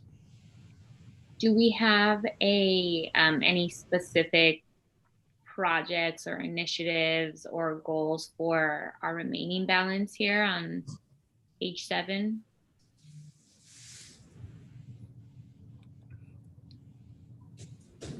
Yeah, right. Right now, aside from these particular areas, I know that one thing that we need to do is continue paying for the additional curriculum that we purchased last year. That's something we agreed to pay basically half 1 year, half the next. So I know part of that goal is to pay the remaining balance of that. And technology-wise, kind of the same thing that we've been trying to address, this past year, just that the digital divide to get as many laptops and access to our students at home, with whether it's laptops or hotspots, whatever those things are that are needed. We're not quite right now at the 1-to-1, and also some of the equipment that we have already is also a little bit outdated, and so we'll be looking to make additional purchases this coming year. Thank you. And then to put the board on notice, next year is our M&O override year. So into the spring and into the next election, into the next fall election would be our turn to, our time to ask the community to renew our maintenance and operation override. The way M&O overrides work is that you get the full value for, I believe it's 5 years, and then it's a 30, 60, and then final reduction. So it's a sliding scale that reduces M&O override over the last 2 or 3 years. So we want to make sure that we don't get into that M&O override decline. So the way we do that is we go out in what, can you go to slide 8, Mr. Quintana? Yes. 17, 18, 19, 20, 21. Yeah, so next fall would be the year that we would go out for M&O override. And Mr. Quintana has a schedule of all of this stuff. Thank you. Are there any other questions or discussion?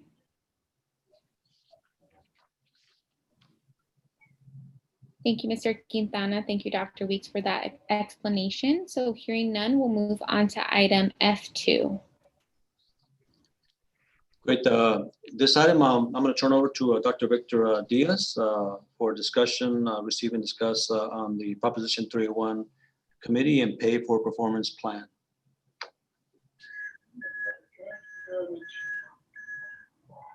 Good evening again, Madam Chair, members of the board, members of the cabinet, and members of the community at home. I'm here today to present on the Proposition 301 committee and pay for performance plan.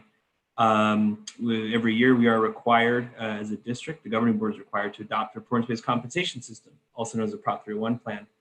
The Prop 301 committee had its first meeting last week, and we have seen that creating this year's plan will include navigating serious challenges to sustaining teacher compensation at the current level. In this presentation, I'll be able to present more of those details to you.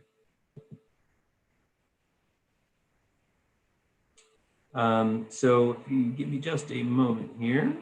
There we go. I apologize. When I'm on a single screen as opposed to a double screen, it's a little harder for me to share my PowerPoint for you. All right, here we go though. All right, so this presentation that I have for you today was presented to teachers throughout the week. I just said to my wife, this will be the 9th time that I've delivered this presentation.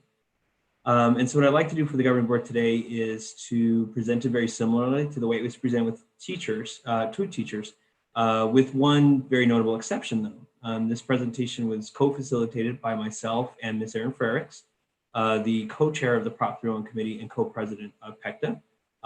She made comments a little bit earlier in the meeting about that.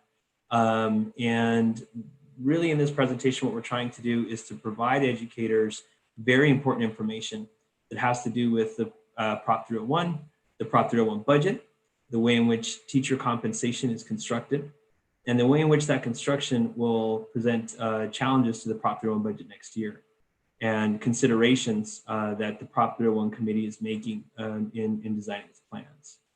And so my presentation will follow that, and I'll be sure to pause for questions at some key times. But Proposition 301, as many of you, as you probably already know, it was passed by Arizona voters in 2000. It's a 0.6% sales tax where all the revenues go to public education. Last year, $640 million were given to public education through Prop 301. 364 million of that went to K-12 schools in the form of the Classroom Site Fund. And that's where the Prop 301 committee comes in, because that committee determines how those Classroom Site Fund dollars are distributed. You can see other places where the Prop 301 money goes. In terms of Prop 301, when it comes to the district, it comes in 3 funds: Fund 11, Fund 12, and Fund 13. Fund 11 goes directly to augment and supplement teacher base pay. Fund 12 is used for a teacher performance pay system. Our performance pay system is very integrated with MCESA. I'll get into that more in just a moment. And then Fund 13 is to maintain general maintenance and operations among the things that you see here. For the past 2 years, the distribution of Fund 13 at Phoenix Elementary has been in the form of a professional development plan that the board has approved in each of the past 2 years. And that plan was added in the 2018-19 school year. I share that because when we think about our work with MEKISA through the TIF grant and Prop 301, these two pieces have been intertwined for the better part of 7 years in the district, starting in 2014. So in 2014, when the district began participation in the TIF grant, as was presented, I believe, last year by our friends from MEKISA, the district banked parts of Prop 301 to ensure it could sustain TIF 4 beyond 2018. And so in those years, teachers received Prop 301, they received their Fund 11, but other parts of the funds were put aside in order to make sure that when TIF 4 ended, the bonuses the teachers earned could continue to be paid to teachers. So TIF 4 and then later TIF 5 really replaced Prop 301 to fund our performance pay for most educators. The MEKISA grant doesn't cover all of our educators. I should say the TIF grant, I apologize, MEKISA is just who distributes the grant. The TIF grant doesn't cover all of our educators, so some of them have been paid out of Prop 301 all this time, but for the vast majority, their performance pay was coming from TIF 4 and from TIF 5. But starting in 18-19, which was my first year here, and mine and Aaron's first year together on the Prop 301 committee, there were a couple of really big developments. The first is that that year marked the second year of TIF 4 being sustained via Prop 301.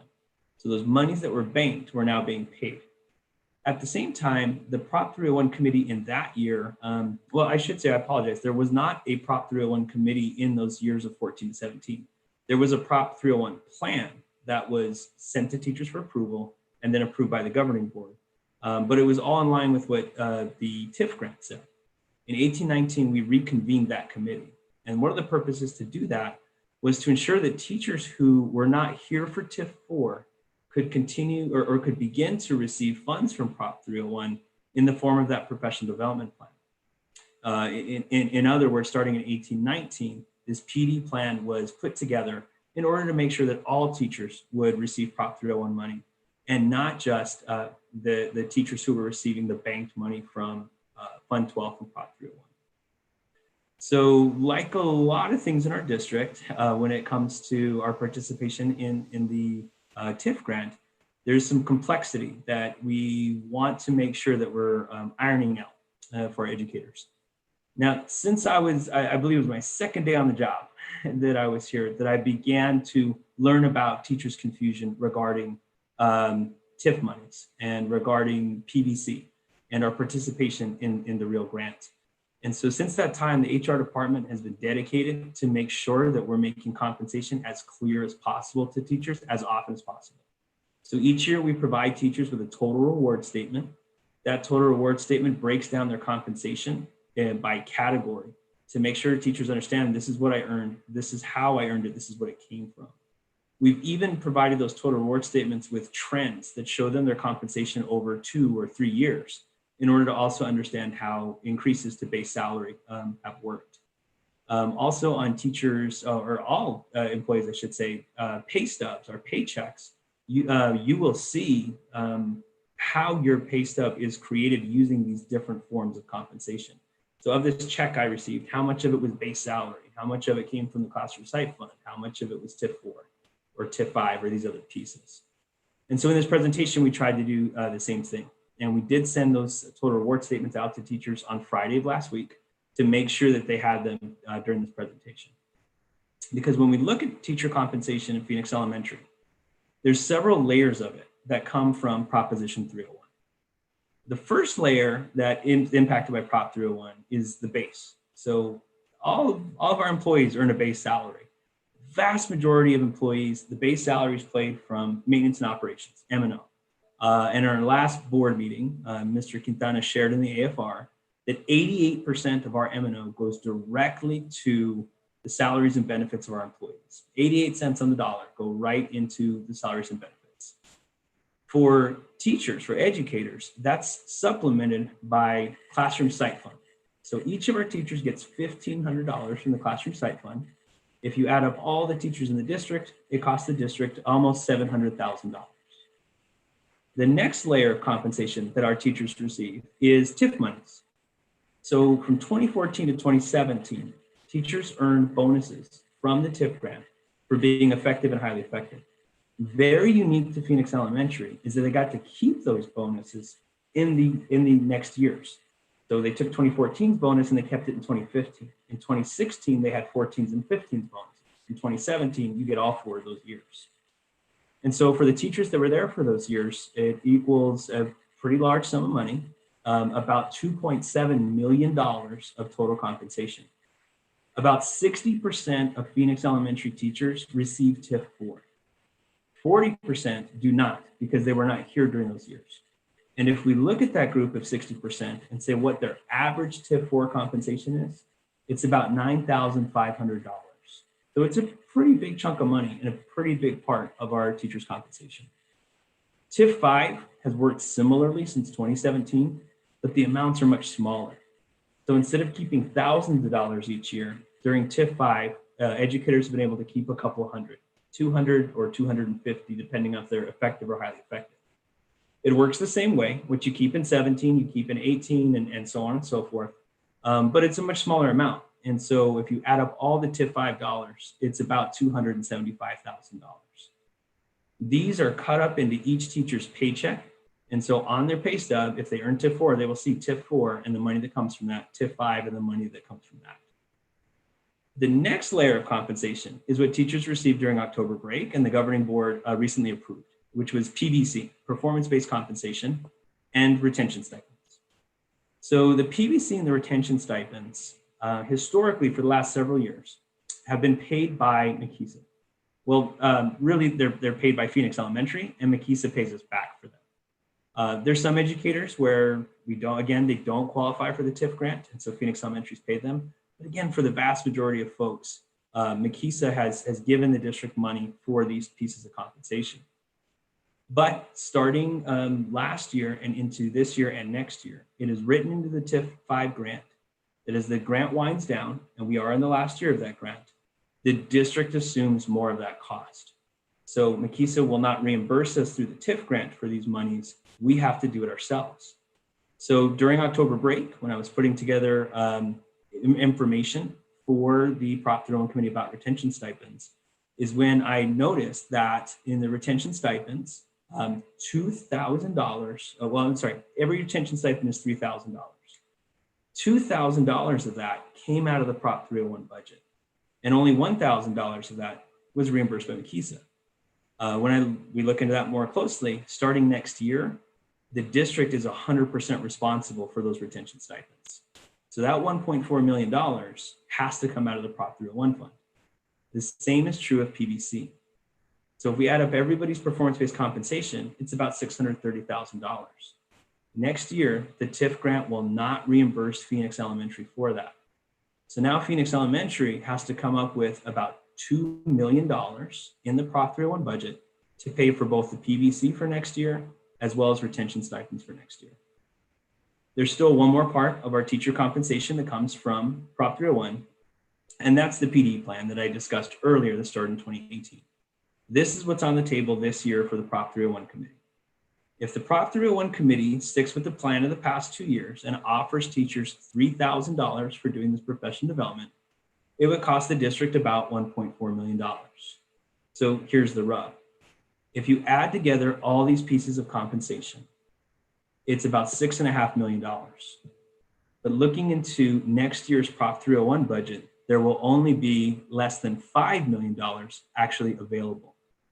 So simply put, there is not enough in the Prop 301 budget next year to sustain teacher compensation in all of these categories for all of our teachers. This is a point at which I'll pause. I know that's a lot of information and see if there's any questions about Prop 301 or how teacher salaries are impacted by Prop 301. The next part of this, I will dive deeper into that Prop 301 budget to show you how that all breaks down, as well as show you some sample teacher salaries so you can see what this would look like potentially for an individual teacher. Dr. Diaz, in the slides that will come, will you explain the recommendation for how we will, or if we could come up with that almost $1.6 million difference? Great question. Yeah, so I apologize. I should have said this at the very beginning. What we've shared with teachers is today, it's just about sharing information to get input.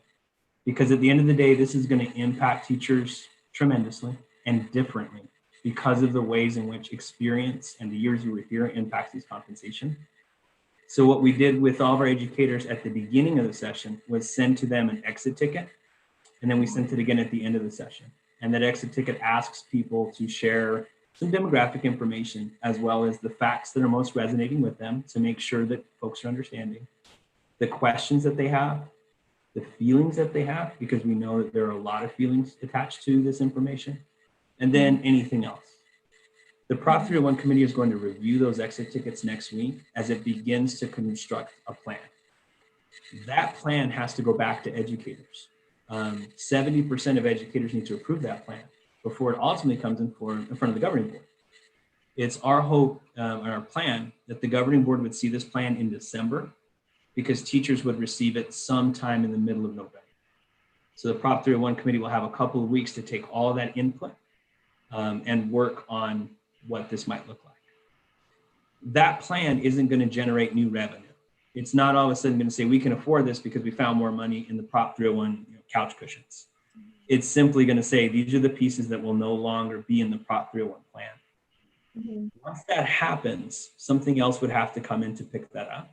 That's where the Pathways to Success committee would have to come in to consider it. And that's where other budgeting processes would have to come in to consider those pieces of compensation. Is there, and I know that we probably have received this answer before, but kind of all blends together.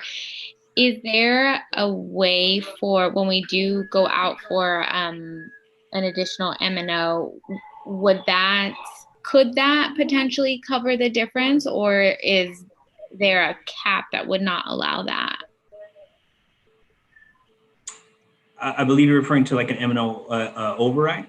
Yeah. That if the M&O override were to pass next year, what impact would that have? Right. I'll actually turn that over to Dr. Weeks. He may be able to speak to that a little bit better. The Dr. Diaz, members of the governing board, members of the community, the M&O override is something that would be renewed. It would not be considered new money. It would be used to sustain the budget as it stands today. So this is Susan Benjamin, Dr. Weeks. So let's hypothetically, and let's hope that 208 passes. What impact would that have? That's a great question, Ms. Benjamin. And every time we've presented this presentation, it's come up, usually about right here. And so the first thing I'll tell people is, I'm a district employee, I'm on district time, so I'm not acting as an advocate in any kind of way, but we can absolutely provide information. And it's at that time that Erin usually provides the information, because through her affiliation with the Arizona Education Association and through PECTA, she knows more about Prop 208 than I do. And so all that being said, what she'll share is typically a couple things. One, Prop 208 would absolutely help. It's money. It is new money that would be given to the schools. Where we would have a challenge, though, is that money may not be received until the 22-23 school year. If we think about the cycle of the election on Tuesday, the upcoming tax year, putting this into the tax code, that's going to take time. And so we may not see this until the 22-23 school year. And this budget gap is in the 21-22 school year. The other thing that Ms. Frericks has pointed out is in estimates of revenue of Prop 208, it's been estimated that certified educators in Phoenix Elementary would receive about $2.2 million. If you look over here, that covers that gap up pretty nicely. It's very ironic the way in which these numbers are so close. Yet what I'm going to share with you in a moment is the ways in which TIF4, you can already see on this slide, is the vast majority. It is the biggest rock in this jar. TIF4 is only enjoyed by 60% of our educators. Prop 208 would need to be used by all of our educators. And let me apologize there real quick, because I did hear earlier that when I say enjoyed, I don't mean that pejoratively. I don't mean that that's fun money and that somehow people are playing Monopoly at home with it. I mean to say this is very important money. And we can see that TIF4 is the biggest piece of that. Prop 301, Prop 208 would have to be distributed to all 100% of teachers. whereas TIF 4 is only distributed about 60% of teachers. So it still wouldn't fill what Ms. Frerichs describes as a pothole. And I can show you that in the next slides as I show you the ways that that teacher pay is concerned. I have one more question. Sure. And that is, if I believe, if I understand correctly, that this year the monies given to the school district for ADM for the number of students we have didn't change from last year. Is that correct? We're still getting the same amount of money that we got last year. So last year we had 5,900 kids or whatever we had. We're still getting that same amount of money based on that number of children. Is that correct? Yeah, if I can answer that question. So what we're getting is we're getting a grant called the Enrollment Stabilization Grant that's being offered by the governor's office. And what they're covering is they're covering the difference between last year's enrollment and this year's enrollment up to 98%. So yeah, to your question is we are getting the funding for that at 98%, not 100%, but we are getting the majority of it. Okay. And so next year, if next year it changes or goes, or they say you have to, you're going to be funded based on the number of kids you had, and we just stay steady, let's just say, with 55, 65, which is what I think I saw what we had right now, then we're going to lose money based on that, a substantial amount of money, because it's 300 less kids, correct? That's correct. That's the estimate right now, yes. And how does that affect all this? Yeah, that's a great question, Ms. Benjamin, and it's one that teachers have definitely asked as well. And as I break down the Prop 301 budget, you'll see this a bit more. Those pieces of funding, they're really going to affect our M&O budget. And the only part of this puzzle that is funded at an M&O is base salaries. And so as we look at base salaries, that's where we're going to see impacts of that. What we're presenting today and what we're sharing with teachers, because we have a much better view of what this is going to look like in future years, is the Prop 301. Okay, all right, that makes sense. Thank you. But, yeah, no, absolutely. So let me, yeah. Hi, I'm trying to wrap my head around how everything flows, so I can only imagine what it's like to have this conversation with teachers, because I would be super concerned about my salary. So did something happen or did something occur in October when you found this information? Like, that's what I'm trying to understand, why this is this, did something happen and change where we didn't know that this was ending? Is something different, I guess? Yeah, that's a great question. So what I noticed in October was the ways in which that retention stipend is being ramped down through MCESA. We have known that the money for TIF 4 that is in Prop 301 wasn't going to last forever. We saved it. It doesn't get renewed. You just saved it and then you spend it. We've shared that with teachers and with the governing board in the Prop 301 plans that you'll see for each year. Each year that we do the Prop 301 plan, there is a mention of the TIF 4 money, and that the TIF 4 money is being paid out of Prop 301 for the following years. In those plans, it was promised to teachers that TIF 4 would be paid for 2 years. That has been extended to a third year this year because we saved up as much as we did. And in last year's Prop 301 plan, it does say that this only covers TIF 4 money for this year. So I know that there's a lot of confusion about that, because that sounds different than what people who just, they're not here anymore.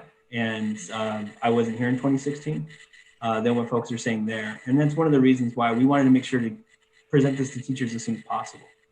Make sure that we get this information in teachers' hands so they can fully understand what all is at play here. But I can show you some things that have happened to this budget over time, because over the past 2 years, you're going to see the ways in which our Prop 301 balances have been impacted by a couple of different forces. And that's what I guess you're probably going to tell us, because this is Susan Benjamin, I was of the impression or understanding that we had been, for lack of better terminology, socking away the 301 money to provide an extension on the TIF grant money. I as well. That's what I thought. Yep. Yeah, and that's what I thought we were doing. Yes, That's and correct? that is correct. That is correct. So if we look at the beginning of this year, you'll see that we had an available balance of about $8.2 million. We had new revenue of $2.7 million. That difference out of 2.7 or new revenue, 8.2, that's the saved money. Now, when Aaron and I began this process of being on the 301 committee together back in 2018, that number was significantly higher. That number, I believe, was over $12 million. It's going down every year because TIF 4 is spending that money. That money is being used on TIF 4. Now, TIF 4 shrinks a little bit every year because some of those teachers leave. And so this year it's $2.7 million. Last year it was closer to $3 million. Let me interrupt you, but I also thought, I have some recall that we also paid out on 301 last year that we hadn't really done previously. Is that correct? Yes, not just last year, but the past 2 years. So Okay. again, I'll show that to you here. Okay. I believe in your packet you have the full slides. And so I don't mean to sort of hide the ball. But yeah, I'll show you how all that breaks down here. And so as we think about this balance of $8.2 million, what are we spending it on? The first thing we're spending on is the classroom site fund, $1,500 per teacher, costs about $700,000. The big thing we're spending it on is that TIF 4. Now the TIF 4, this is the third year that we've extended TIF 4 beyond the end of the TIF grant, the TIF 4 grant, using the banked Prop 301 money. Again, going back to those Prop 301 plans from those years, it was promised for 2 years. We're now in the third year of that promise. And it costs about $2.7 million. The other thing we're spending this money on are those retention stipends that we paid at $2,000 and the TIF 5 PVC for some of our educators who don't qualify for the TIF grants. And that cost about $750,000. The PD plan, which was added 2 years ago, so in 2018-19, is what's on the table right now for the Prop 301 committee. If the 301 committee puts that back on the plan again this year at $3,000 per teacher, it would cost about $1.4 million. If you add all this up, we're okay for this year. We could even do the PD plan for this year. We would finish the year with a balance of about $2.7 million. The problem will happen next year because next year we project only $2.1 million of revenue. So to your point, Ms. Benjamin, right away, you'll see this difference between 2.7 and 2.1. Why is that happening? The two reasons are the lower ADM, so our declining enrollment, but also these are sales tax revenues. And the state of Arizona is not collecting sales tax in the way it did last year because of the epidemic. One of the ways I've described this to teachers is say the spring training was canceled. And with the cancel of that, that's quite a bit of sales tax revenue that the state gets every year. So those two things together mean that we're going to have less coming into Prop 301 next year, and we would only have that 2.1 million. The available balance would be 4.8. Now, some of this we have to spend the money on. It's already budgeted for. It's already part of the budget. The first, of course, is again that classroom site fund. All teachers receive that, $1,500 per teacher. The next is the TIF 5 PVC. Our teachers right now are completing LOIs. Our students have already taken pre-tests. We need to make sure that our teachers are compensated for that evaluation system and that performance-based system next year. And that will happen in the form of this TIF 5 PVC. It's also part of the MAKISA grant. I'm sorry, I said that again. It's part of the TIF grant through MAKISA that this money would be offered to teachers. Estimating out at our teachers receiving the max payout for that, it would cost about $630,000. The other piece of the TIF grant that's important to note is that it says that the TIF 5 compounding amount is with our teachers in perpetuity, that for the rest of their careers, they would continue to receive that. And again, the TIF 5, those are just a couple of $100 every year. It's not the TIF 4 with the thousands of dollars. All told, that equals about $275,000. The next pieces of compensation have not been set in stone yet. They're not part of the plan yet. But if we start to put them together, that's where we really start to see this issue. The first is those retention stipends. The grant does not say that we have to pay retention stipends next year, but I believe our teachers expect them. They've gotten them every other year that we've participated in the TIF grant. If Phoenix Elementary were to offer retention stipends next year, it would be paid for at a Prop 301 and it would cost about $1.4 million. Then there's the PD plan for next year. If we do a PD plan this year, it would stand to reason that we would do another one next year. Next year would be the 4th year of that plan. If we do that at $3,000, it would cost, again, about $1.4 million. Then, of course, it'd be the 4th year of TIF 4. If we did a 4th year of that original promise of 2 years, it would cost another $2.7 million. The last piece of this puzzle, we haven't had to worry about a reserve in the Prop 301 budget for years because we've saved up so much of it for those other years. Now that we're starting to get that balance lower, we need to worry about that reserve. It would be wise for us to reserve about 20% of the revenue. So that would cost about $400,000. If you put all those pieces together, you need $7.5 million. And we would be short in Prop 201 by about $2.7 million. Okay, this is Susan Benjamin again, Dr. Diaz. So, and I'm probably going to just throw a dart and cause some issues here. But if and I won't be around to do this, but if the governing board were to close schools, would that deal with some of the shorts so that the teachers could have their compensation? Yeah, Mrs. Bender, thank you for that question. I will also say that in all but one of our meetings, school closures has come up. It would not be a surprise to learn the one meeting that didn't come up was with one of the schools that was proposed for consolidation last year. And I don't know that you can tell me this, maybe Dr. Weeks can, but just for the knowledge of the board, closing one school, and I know they're different because they have different numbers of kids and all that kind of stuff. But what, give us a guesstimate of what it would save to close one school. So we did the calculation when we did the consolidation of schools, and I don't have those numbers off the top of my head because each school is different. Right. Anecdotally, when schools are closed in and around the state, it's somewhere between $500,000 and $800,000 per school. Partly because students are transferring from one campus to another. What's interesting is that I believe that we gained quite a bit more than that average anecdotal figure when we closed traditional Shaw. So we would need to rerun the analysis. I can't give you that straight swag answer. Yeah, and I think that would be very important because these are big numbers. And,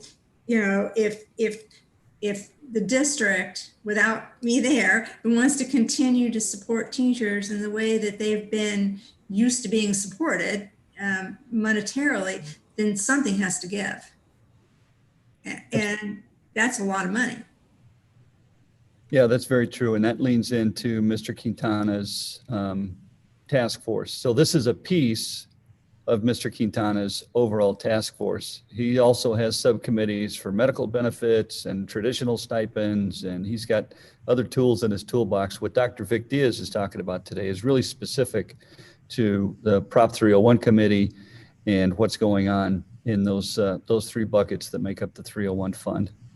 And you're doing a great job, Vic, by the way.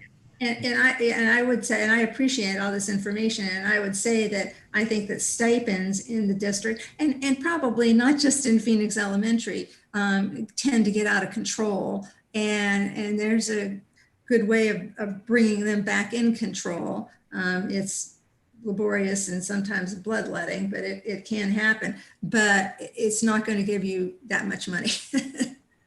Well, I think one of the other things that Dr. Diaz did this last go round for stipends is he did a nice job of really breaking them out. Mm-hmm. Yes, that was very helpful. I appreciated that greatly. And if I recall, the balance of those overall stipends was about 1.9, right, before supplemental TIF. And some of those are necessary. I think some of them aren't, but that's a whole nother discussion. So. Yeah. Right.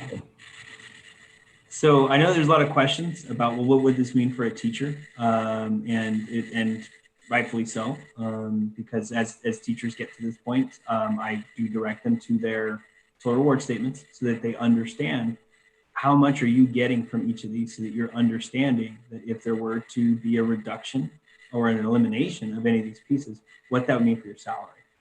And as we get into that, that's where we really get into the complexity of this issue for Phoenix Elementary. I'm reminded earlier in the meeting today, we know that people worked very hard for that money from 2014-17 and endured some really tough times from the years about 2008, 2009, the beginning of the recession, until the TIF grant was introduced in 2014. We also know, though, that our new teacher salary, it lacks. I hear from new teachers every year who come from other districts. I took a pay cut when I came into the district, but I really want to be here. And so the next slide really shows the sort of tension that exists here. Because what we did here is we took 5 sample teachers at 5 different years, 5 different points of their career. Teacher A has been here since 1993. They could have been my middle school teacher. And in those 29 years, they have a master's degree and they've earned about $63,000 in their base salary. Teacher B has been here for 15 years. C has been here for 9, D for 5, E for 2. I misspoke to some schools earlier, and if they happen to be listening right now, I am going to send recordings of all of the presentations to all the teachers tomorrow. Teachers A and teachers B have master's degrees. I told some of the other schools accidentally that A and B had bachelors and C, D, and E only had bachelors, but teachers A and D do have a master's degree. And that matters because your base salary is based on when you were hired, the experience you had, and the education you have. If you get education while you're working with us, your base salary will increase. You get a master's degree, you get some credit hours. And so you see their base salaries differ based on how long they've been here. The $1,500, again, every teacher receives it's exactly the same. The big difference in their salary starts to happen with TIF 4. Because you'll see teacher A here gets about $12,000, B, 10.5, C, 9.5. D was just here for the last year of it, and E gets nothing. Now, like I said at the beginning, 60% of teachers get TIF 4. And here we have 80%, but you can see teacher D is getting on the lower end of that. And the average teacher gets about $9,500 out of TIF 4. The average teacher who gets TIF 4.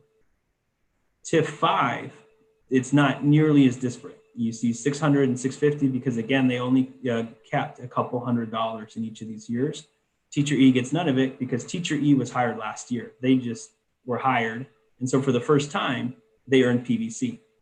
During October break, teachers and educators were paid between $1,616 and $1,320, $1,660 for being highly effective, $1,320 for being effective. And then all the teachers who are effective and highly effective receive that retention stipend of $3,000. We also have the Prop 301 PD plan.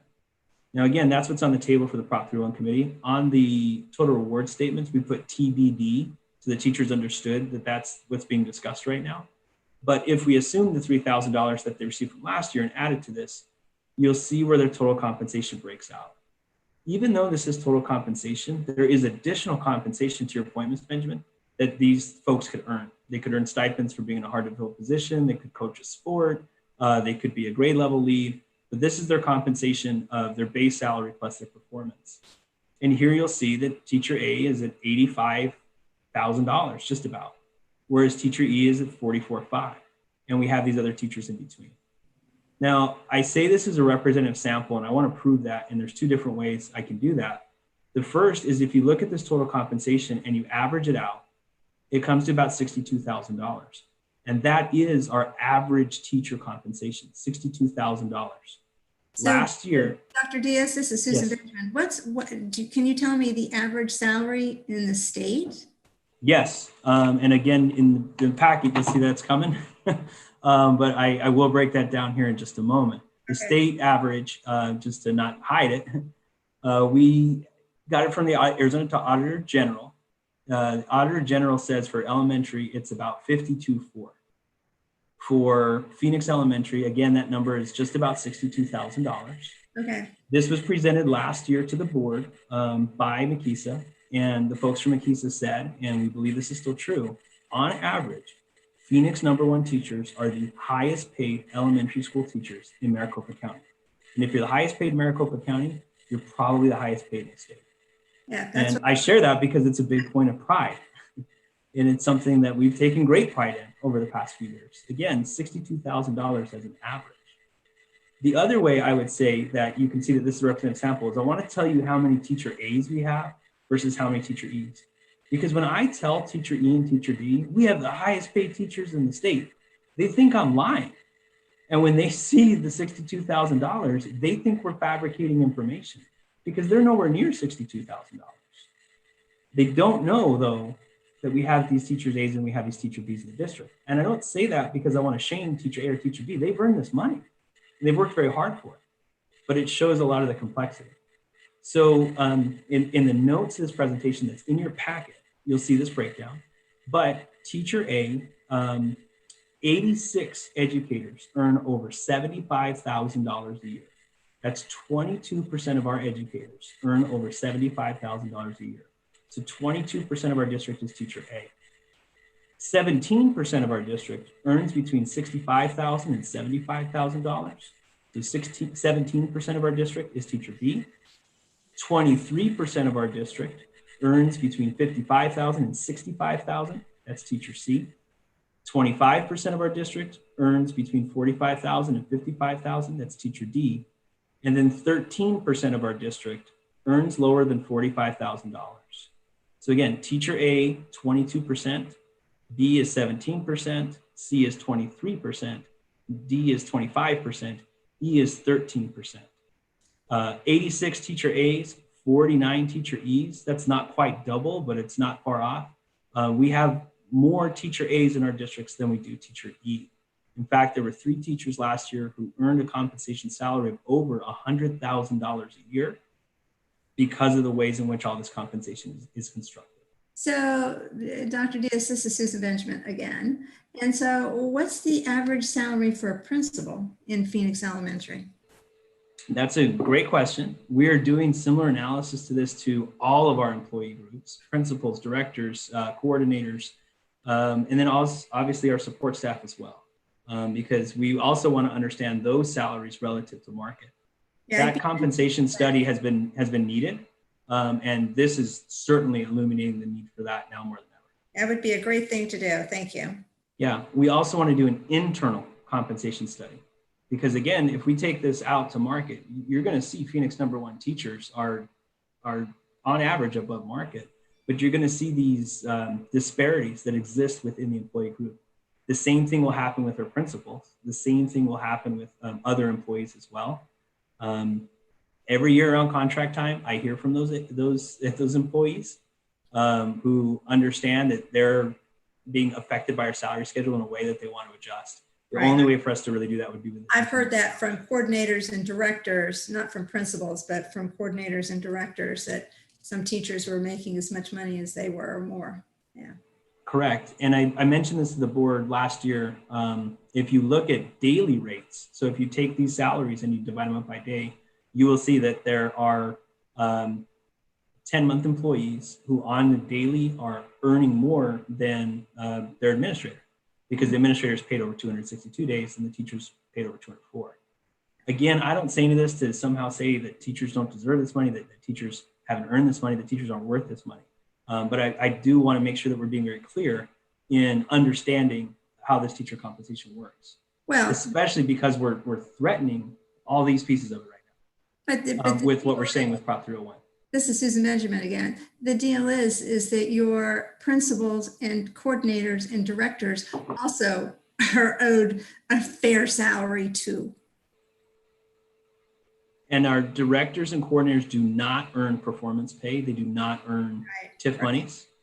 Our principals do earn that because they're educators. They don't earn it from Prop 301 though. Prop 301 is only for teachers. And so theirs works differently. But you'll see these same sorts of not gaps, but just disparities, even with our principals, because we have teachers who are principals who were here during those TIF 4 years, who did amazing work. They were highly effective during those TIF 4 years, and they've gotten to keep that money, versus teachers who've been hired, or excuse me, principals who've been hired since 2018, who don't receive that money. And you will see that difference in their salaries as well. Right, right.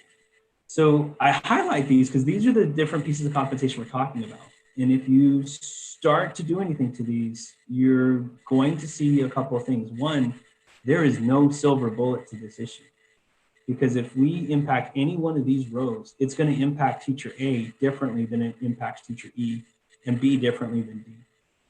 There is also no one size fits all answers because of the ways in which these salaries are so different. So for example, and I think this was mentioned earlier, and it is a complete coincidence that TIF 4 costs about $2.7 million, and that's the size of the budget gap that we're talking about. But if we got rid of TIF 4, to what you heard earlier, that would be a massive pay cut for teachers A, B, and C. And there are teachers who are earning upwards of $15,000 from TIF 4. It wouldn't hurt teacher E or teacher D all that much, but it would certainly hurt these teachers when it comes to their salaries. And now we would rely more on base salary to distinguish between our teachers. Now in 2009, the last time the district had a significantly budget challenge, base salaries were reduced across the board by 3%. And then teachers' salaries were frozen. And I know we have a couple educators on the board. So you were an educator during those years of the Great Recession. Wherever you were, you felt something. Right. I was in the Kyrene School District at the time. I was ripped. Right. I went to a charter school, then they ripped me. And at the time I was working at ASU and I got furloughed. Those things happened during the Great Recession. In Phoenix Elementary, we did that 3% drop and then we froze everybody. Because of that freeze, you'll see that the teacher hired in 2016 and the teacher hired in 2012, there's only $200 of difference in their salary. The teacher hired in 2012 and 2019, 7 years of difference. There's only a couple $1,000s difference in their salaries. And so if we rely on our base salaries to distinguish experience, we're going to have to make adjustments to base salary. There's no question, because 15 years of experience versus 5 years of experience, a master's degree versus a bachelor's degree, there's only a difference of about $5,000 here. Now, on the flip side, if we do something with the retention stipends or the PD, we cut those things out. Well, that's going to impact teacher E tremendously because they rely on those $3,000 bonuses. If you took those two things away, that's $6,000 of income. 44.5 turns to 38.5. Now, 85 would turn to 79. And clearly, somebody would rather have $85,000 than $79,000. That's not as big of a jump, though, as teacher E over here, or even teacher D, who relies much more on those funds. So no matter what we take a look at, it's going to impact all these teachers in very different ways. In these meetings and in the exit tickets that we've already started to review, we have seen this. And it is the reason why Aaron and I went to every school and met with them for over an hour and answered every question that people had. Instead of sending this in an email, instead of putting this in a recording, we're doing some other big form of mass communication, because this will divide educators if we don't navigate it carefully and thoughtfully and together. Because you do have this tension between the salaries that you see from the teacher A's earning over 75,000 and then the teacher E's who are earning less than 45,000. Or the recent hires who came from other districts and tell me, I took a pay cut to come here. And the teacher down the hall who has been here since 1993 or 2006 and who's enjoying that type of a salary. So again, just to sort of summarize all that, if you put all these pieces together, it equals up to about $7.1 million. And there's only $4.8 million in the total budget. So the last thing I want to share is that compensation and taking a look at that over the past 9 years. So with members of the HR team, we went into 9 years of payroll files to take a look at base salaries and supplemental salaries, which includes TIF 4 and TIF 5, as well as all the other stipends that an educator can earn. And what we saw in 12-13 is that the average teacher base salary was $40,000. That's all teachers. That includes the teacher A's of the time who've been here for 30 years. And then in 13-14, 14-15, 15-16, 16-17, it stayed incredibly stagnant. You see a little bump that happens from the 1.06% raise that came from the governor, but it's still in the low 40s, which leads us into 2017-18, where in the spring of 2018, we had the Red for Ed walkouts. And I don't say this lightly. I don't lose out an opportunity to thank people for that level of advocacy. As somebody who was educated in public schools in Arizona as a kid, somebody who has kids in Arizona public schools, and somebody that now works in public schools, it is no secret what has happened to education funding over the past 10 to 15 years. And as somebody that used to serve in a governing board and work with the Arizona School Boards Association, we know we've been looking for solutions. One of them was the 20 by 20. And you're going to see that right away, where in 2019-20, teachers received a 10% raise in their base salary. In 1920, they had 5% on top of the 10%. And in 2021, 2% on top of the 15%. Now, as I did say, and somebody commented earlier, that is 17%. That's not 20%. If you want a breakdown of how the 20 by 20 was never 20%, that's a whole other conversation and presentation. And administration at the preferred table, we wanted to do a 5% raise, but we could already look into what coronavirus was going to do to our M&O budget in addition to the lower ADM. And we knew it would be very difficult to sustain more than a 2% raise. What really distinguishes Phoenix One educators, though, is the supplemental pay that I've been describing. So I want to show you the 2 years before TIF. The 2 years before TIF are sort of normal. If you go to other schools, in other school districts, you get some money from Prop 301 every year, and you might get a couple stipends here and there. It's a couple $1,000s. But starting in TIF 4, it was significantly more. And so the first year of TIF 4, supplemental pay almost tripled. In 15, they got to keep the 14-15 money and get it added to the 15-16 money. In 16-17, that was the third year of TIF 4.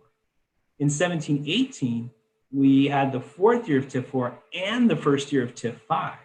And so now you see that supplemental average even higher.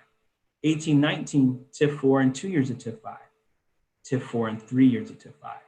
And now we're into TIF 4 with the fourth year of TIF 5, last year being the last, or this year being the last year. Now this comes down a bit this year. And when we showed this to teachers, I was very quick to say, this doesn't mean you got a pay cut. It's November. There's a lot of year left. You're going to earn more stipends as the year goes on, including potentially this PD stipend. If you get that PD stipend, if teachers were to get that at $3,000, throw it on top of this orange bar, their average salary would be somewhere around $62,345, which is even higher than last year's, which again was $61,986. That puts our average compensation about $62,000. In terms of looking at other school districts, we've done that two ways. The first is that Creighton School District did a salary study last year that we participated in as a peer group. Because we participated in it, we get a copy of the raw data. We've done our own analysis of the raw data, and that salary study found that the average was $53,000 for our peers. Again, going to the Arizona Auditor General, a little bit lower than that because it's looking at the entire state, it was about $52,441. So if there's any silver lining in the information that I have here, it's that our teacher compensation is the highest on average in Maricopa County. And so while there may be reductions in teacher salary, if we can't find a home for these other pieces of compensation, we can still find ways to structure salaries to make sure that our educators are seeing a salary that's competitive. But if we're not careful, if we cut too thoughtlessly or we start to take things out too quickly, we're going to find that if you look at these orange boxes, once we start messing with that supplemental pay, once we start changing that, we run the risk of going from the highest paid elementary school teachers in the state to being below average. So this is no easy topic. There are no easy solutions to this. And I've told everybody in presentations, and I'm reminded of that phrase, if you want to go far, if you want to go fast, go alone. If you want to go far, go together. Give me 6 hours, a calculator, a cup of coffee, and an Excel spreadsheet. I can start to come up with solutions. But that's not going to get us very far. That's just going to get us somewhere really fast. If we're going to go far, we got to do it together. And so it makes sense that this starts with the Prop 301 committee, because the Prop 301 committee has to go back to the teachers, and the teachers have to approve it before it goes to the governing board. It makes sense that it would then go to the Pathways to Success, the Sustainability Committee. That's a representative sample of all of our employee groups in many different schools, to make sure that there's another collaborative, transparent process to start to think through these issues. And your point earlier, Ms. Benjamin, this conversation about Prop 301, I've told this to teachers, sadly, is the tip of the iceberg as we start to think about impacts of the budget that we're going to feel because of decreased ADM and the impact of the coronavirus pandemic.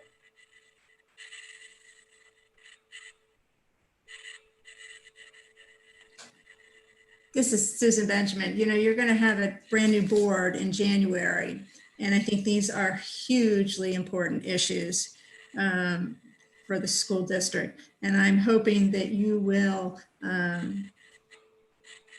like do a couple study sessions on this and performance-based budgeting, so it all kind of comes together, so you can, and along with what Mr. Quintana is doing, so that because it looks like it's going to take a variety of things to try and compensate the teachers, and they may not be compensated, is what you're saying, as well, but it is as well as you can do. And these are complex issues, and it's taken me a while to understand them, and I still don't understand them completely, but I hope that there'll be, I think these are incredibly important, and the new board's going to need a whole lot of help in terms of understanding and being able to make good decisions about what happens for teachers in the district and the kids.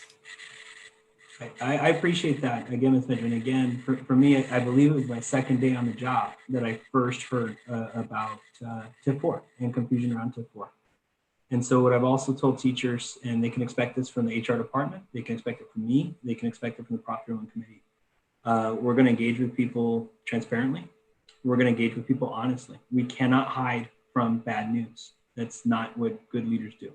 Well, and I really believe that the performance-based budgeting or curriculum-based budgeting, it's collaborative, it's transparent, and it provides everybody having input. And I think right now, because of this was really well laid out. I'm kind of in shock by it all, even though I knew it was coming. I think all of those things are really important to make sure that the district continues and having the support, having the good teachers that need to be there. And that's an incredibly important thing, considering what's going on with the number of teachers that aren't out there and the number of classrooms that aren't supported by a regular teacher, by a certified staff member. So this is incredibly important. Yeah, Vic, I want to thank you. I've seen lots of Makisa presentations over the years, and this is very succinct and very clear. Yes. Clearly resonates better than a lot of the conversation over the years. And we've had lots of graphics, and we've had lots of board presentations, and Lego blocks, and all kinds of stuff. But this one nails it. Nice job.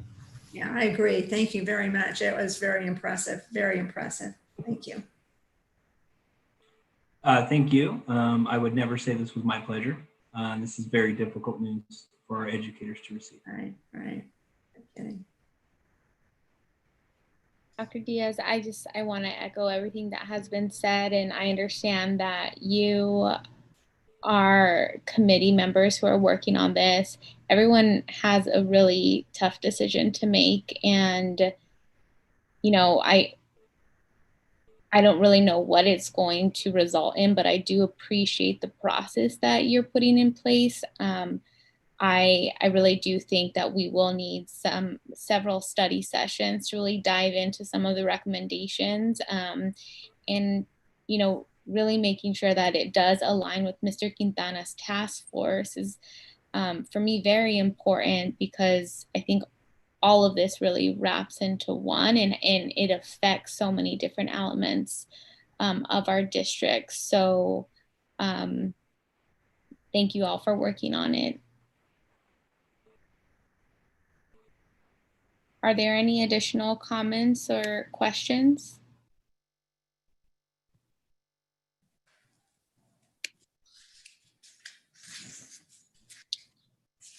Hearing none, we will move on to item G1. Good evening, Dr. Diaz and governing board members, Dr. Weeks, cabinet, and members of our audience. This is an opportunity to share the October 29th data from the Maricopa County COVID dashboard for schools. Mr. Harris is going to bring up my screens for me again this evening, and we'll start with the district website, where we look at the benchmarks for our 7 zip codes within our school district. And what I'd like to do is draw a comparison between the top 2 boxes, which compares the week of October 29th and the week of October 22nd. And we have to remember that this data is 12 days in arrears. And as you can see, if we look at case rates per 1,000 people, this week we have 2 red boxes and 4 yellows. And last week we had 1 red box and 5 yellows. So we can see that the trend is in the wrong direction. The 4 yellow boxes in case rates have had some minimal changes. You can see the red asterisk is a downward trend from last week, but some of the zip codes had a trend in the right direction this last week as well. And so we can see that the data fluctuates. If we look at the percent positivity, we can see a bit greater change. We have 1 zip code that moved into the red and from green, and we had 2 move to yellow from green, which is a trend in the wrong direction. And the others fluctuate just slightly. So we still don't have 1 week yet of what we've said is our benchmark of yellow, green, green. Cases per 100,000. And Troy, if we could go to the spreadsheet for case rates. Significant increase. COVID cases and Yeah. Thank you very much. Again, it's the 77 zip codes represent the neighborhoods from which our students live and come to us from. And as you can see, the column on the far right, column M, is this week's data. And we're seeing more red boxes. In fact, 52 of the zip codes have a downward trend, which is in the wrong direction. Though there are 15 zip codes that moved from yellow to red. There are 5 zip codes that moved from red to yellow, which is a trend in the right direction, and 3 of them stayed red to red. So we have a number of variations here. And Troy, if you just want to slowly scroll down to the bottom so we can get the visual picture here of the movement in the zip codes. Sometimes the numbers have a minimal change, and sometimes they have a substantial change. And it varies from week to week. And you can see that some of the zip codes in the far East Valley are trending red, as are some of those in our immediate neighborhoods and a little bit to the west as well.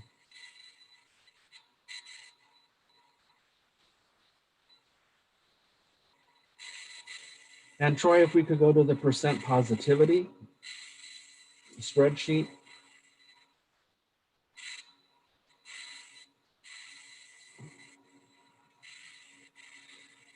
Again, it's kind of a similar picture. There are 51 zip codes that are in a downward trending in the wrong direction. 10 of them have moved from green or yellow to red, which is a trend in the wrong direction. And 20 of them have moved from green to yellow, which also is a trend in the wrong direction. And again, the numbers fluctuate, from week to week.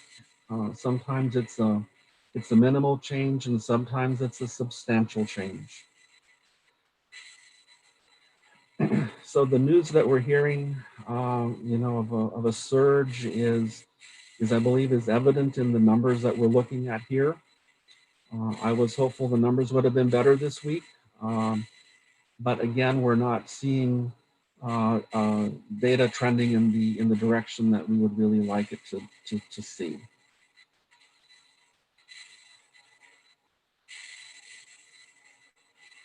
I didn't bring up the spreadsheet for the COVID-like benchmark. It's the county-wide benchmark. It remained at 3%, and as one of our community members said earlier, it doesn't really mean a lot to us as an individual school district. It just means that within the past month, more people are visiting the emergency rooms, healthcare facilities, or being hospitalized. And so that really is the information that I wanted to share this evening regarding the Maricopa County dashboard. Are there any comments or questions?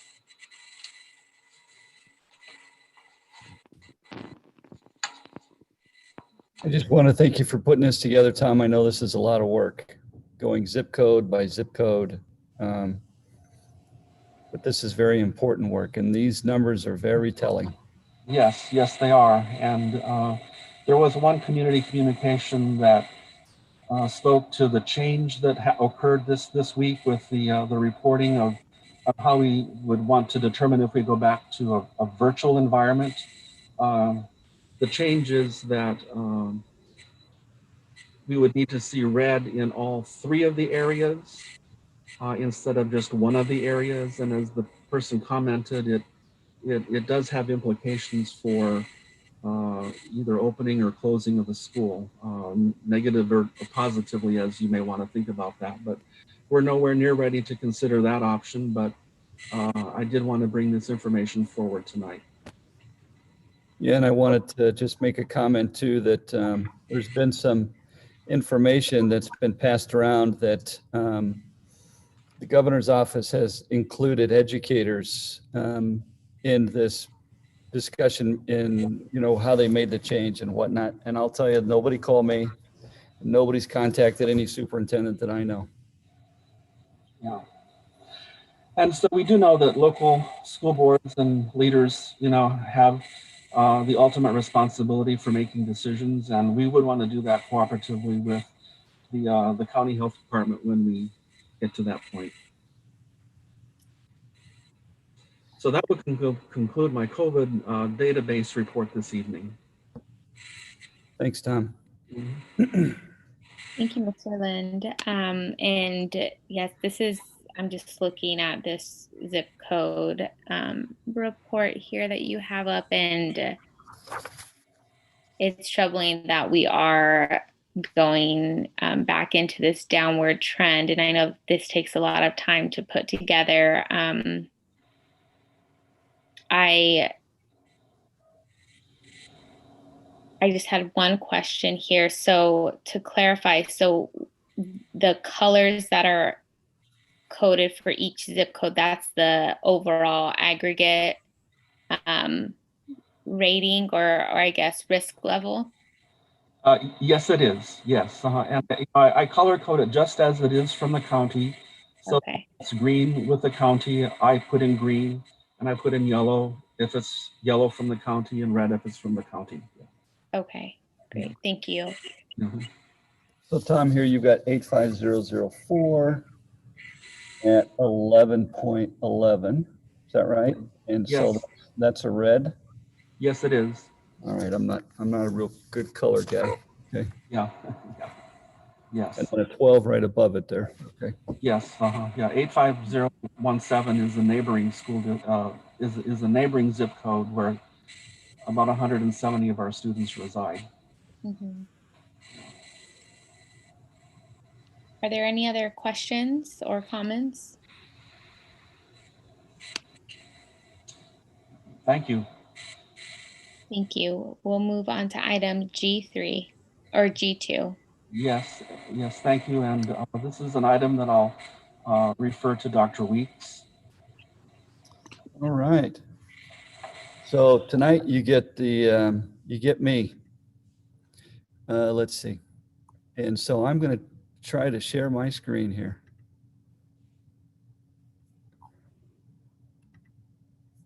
Did it work? Mm-hmm. All right. See, you all are thinking, wow. I'm thinking, wow. So I'm not going to spend a lot of time on this. We've seen the numbers, but I did want to provide information to the board and community that really signals we're paying a lot of attention to what the board contingencies were when we had our conversation board meeting or two ago, and that we're working hard on these contingencies. And this is kind of part B in addition to the metrics. So I just kind of wanted to get through some of these slides and let the governing board know that we've kind of contextualized our categories here. And you can kind of see them there, everything from health checks to monitoring and adjusting. The board had asked us for some, testing protocols with regards to students being tested coming onto the campus. And so these are all the things that we're in development and continuing to plan. Some of the stuff was in our original plan, and other stuff is in our plan, in our collaboration with Healthy Verify, a consultant that we've hired for this. So health checks, currently we're still leaning on health checks to be done in the classroom. This doesn't necessarily follow the board's request, but we don't want to print 5,000 pieces of paper, and we're looking for a better way to efficiently deliver health checks for students. And the idea, of course, is to make sure that we don't combine healthy people with people who are not healthy. So we're real aware of that. Some of the stuff with regards to what happens if you stay home. I mean, if you get sick, you need to stay home. And what symptoms would warrant a student to be sent home. So we have all of that in here. What's notable here is resources to show where we can get testing done. So our lead nurse continues to work with the county to try to figure out a way to get testing sites in our district. We can certainly provide information to families on where they can go, but we have a lot of walking communities. And so not everybody has access to transportation. I've also been in contact with ASU and just simply haven't heard back from them yet. Received notice from them though that they were still working on it. And so here we are with Lynette and our contact over at ASU. So PPE and sanitation is a big one. And so how often are these places cleaned? And of course, Mr. Quintana, feel free to jump in when I speak out of school here. Classrooms and communal areas be cleaned daily and disinfected daily by custodial staff. And right now they're using Vindicator and Neutral Quat, which are two recommended chemicals. And so that's kind of where we're at we have misters and things that kind of deliver those chemicals. Do we have hand sanitizing stations? Yes, they're at strategic locations, but we need more, and we're looking at getting more.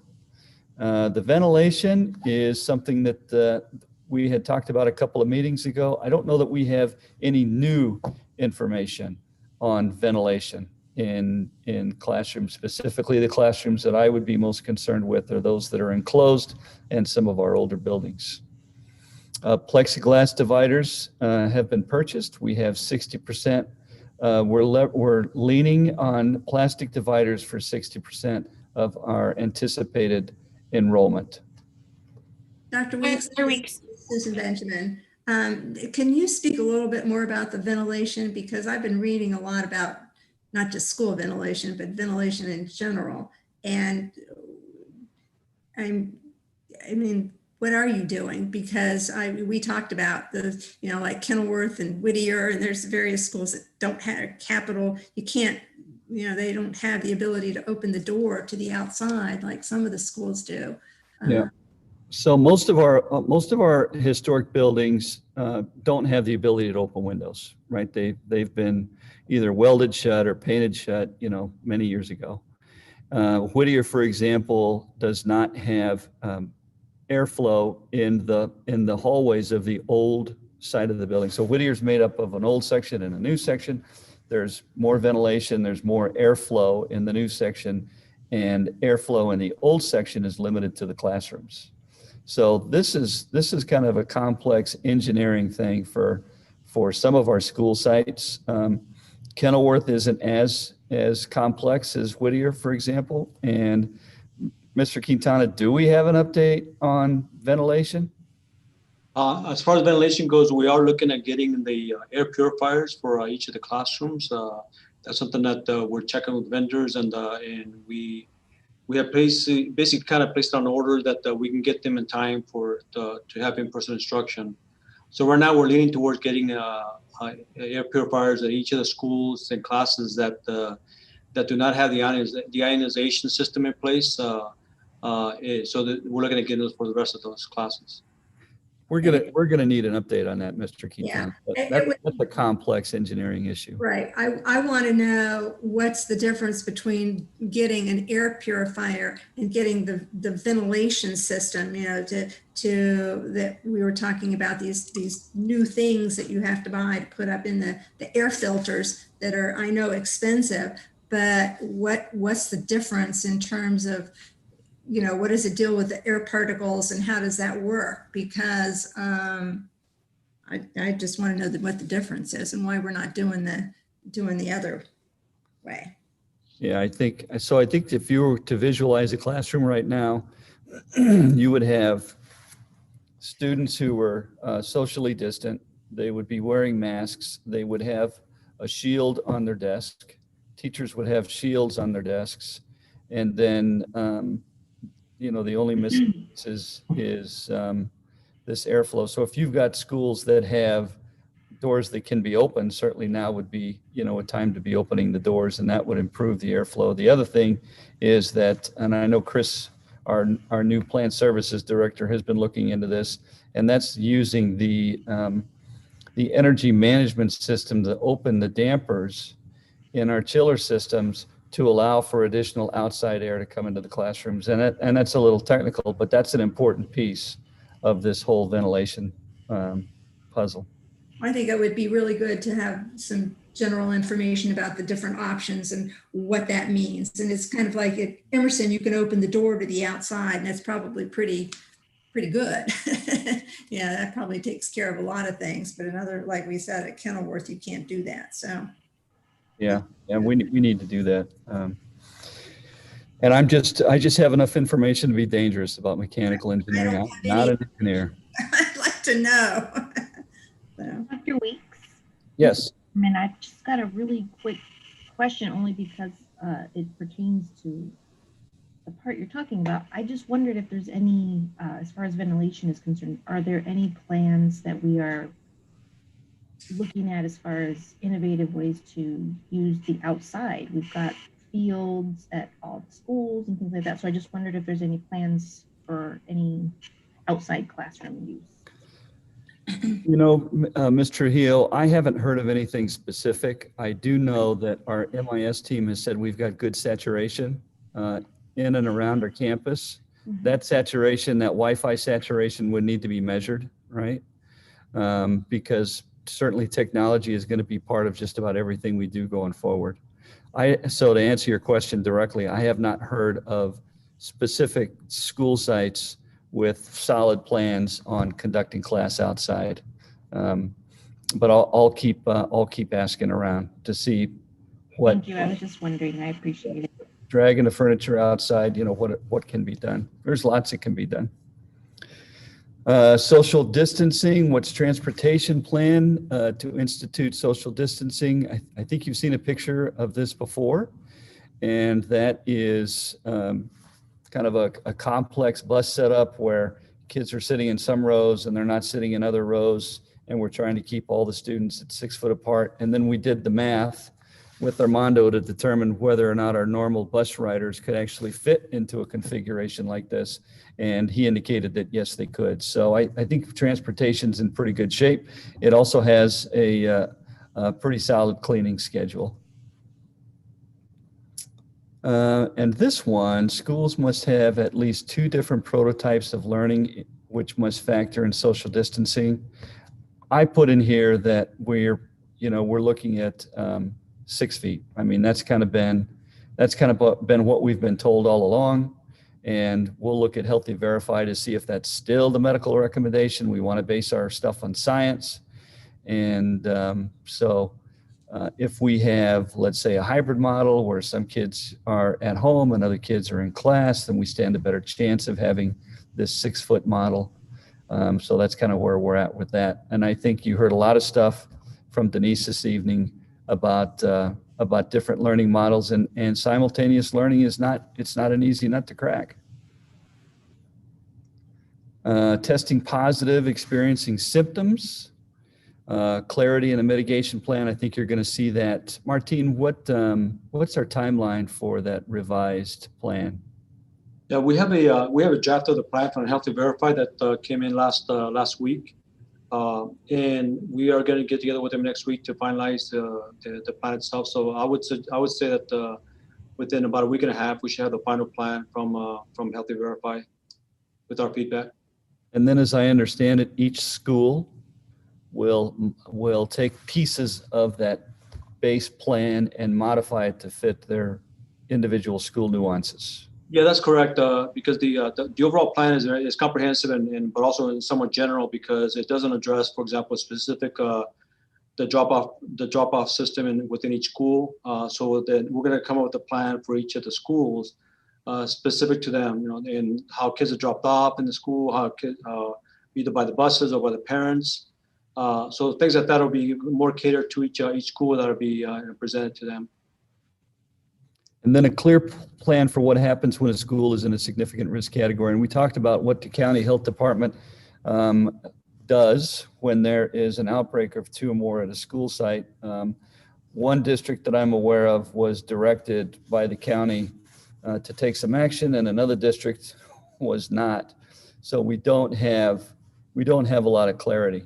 I think the way this is going to play out is that we will assume control of whether or not to keep a school open or closed based on our interaction with the county.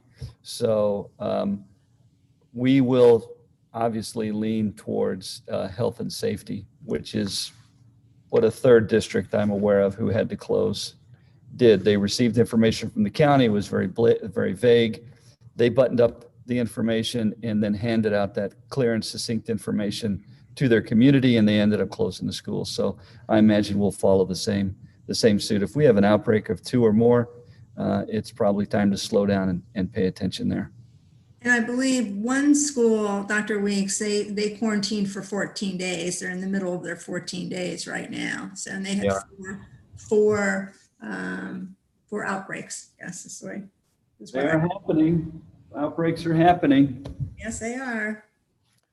Let's see. So learning plan based on teacher vote. We heard some of that earlier.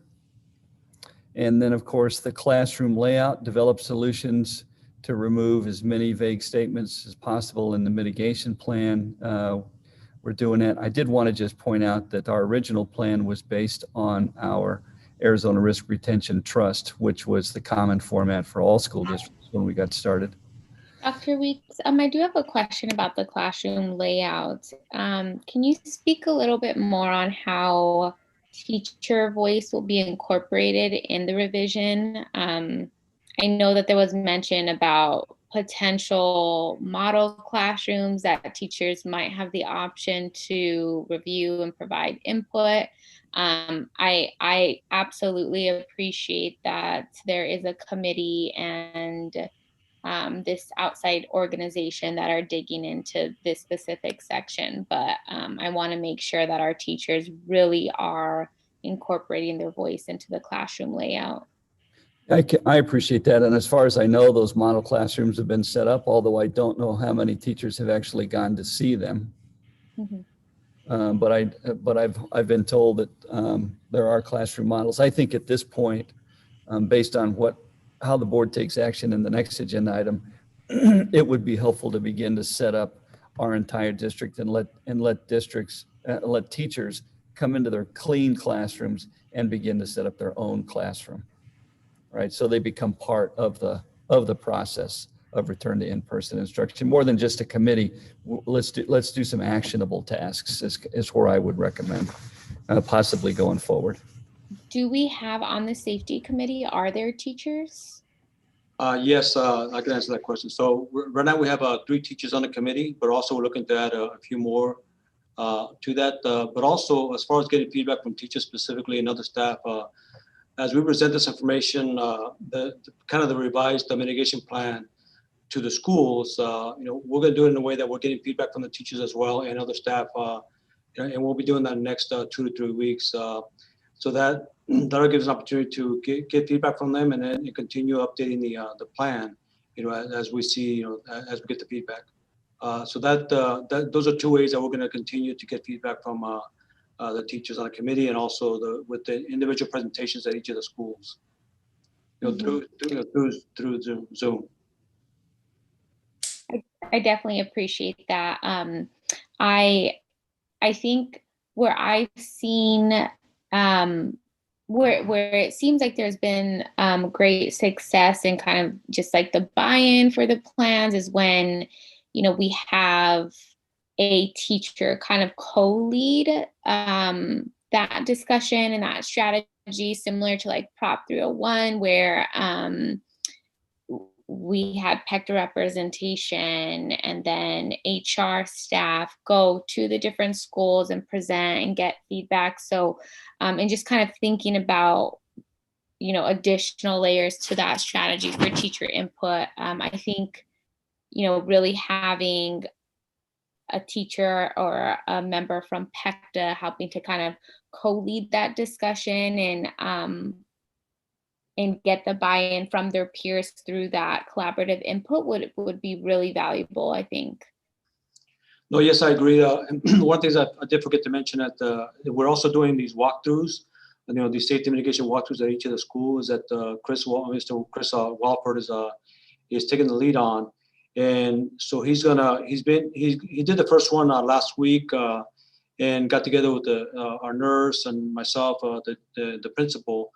And that was the first one, but we want to add some teachers to that group going forward. So that's something that, with the advice of Dr. Weeks after we talked, that's something that we think is a good idea, to go and include those, a couple of teachers into those discussions as well. Mm-hmm. Great. Thank you so much. I appreciate that. And at the same time, governing board members, we do not want to forget about our support staff. We want to make sure that we have the correct protocols for our child nutrition workers when we begin to deliver food in in-person instruction. We want to make sure that we provide the best safety for our bus drivers and our bus aides as they are on buses with students on those routes.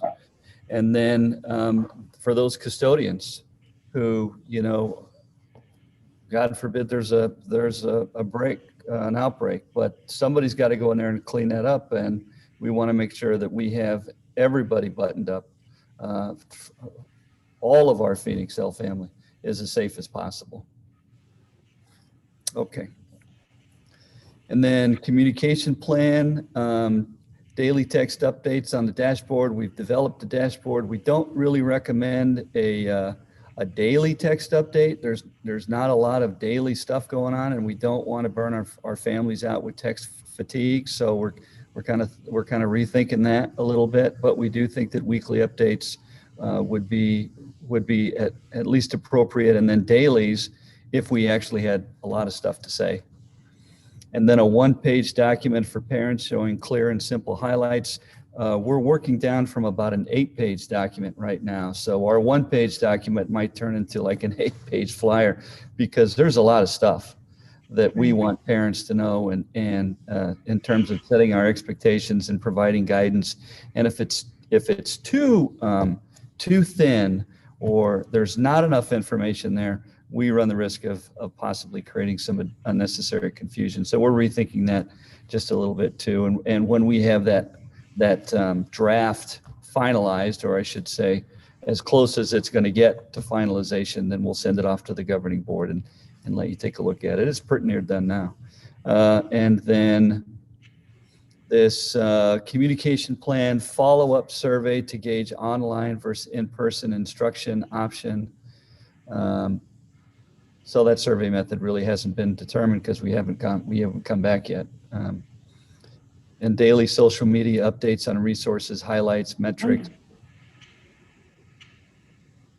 I don't, we're continuously improving our social media. I'm not a social media expert, but I'm hearing we're continuously, working toward more social media. We did have a big breakthrough on our own website on a mobile device, and that is now we can translate our mobile our website on a mobile device from English into Spanish. That turned out to be kind of a complex project, but it got done, so I'm happy to see that. And thank you for that update, Dr. Weeks.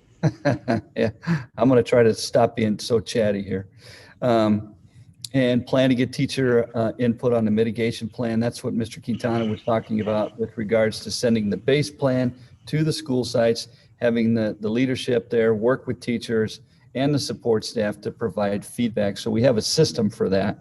And that, to Mr. Quintana's point, will be going out to schools in, I don't know what, the next week or two, you said? Yeah, no more than 2 weeks, yes. And then, of course, monitoring and adjusting is something we're just going to have to keep doing, right? And then develop that feedback. Really, the monitoring, adjusting will probably happen more closely at the school sites, and then communicate out any different expectations or any additional requirements. And certainly if there's a school closure, you know, that's going on blast all over the place. And I know that was a very brief kind of hit and run, but we do have it in the minutes. We do have it. We do have the presentation on the board agenda. And this is an update, which means that sometime in the future, there'll be, you know, more added to it and more specific details added to it. And that concludes my report.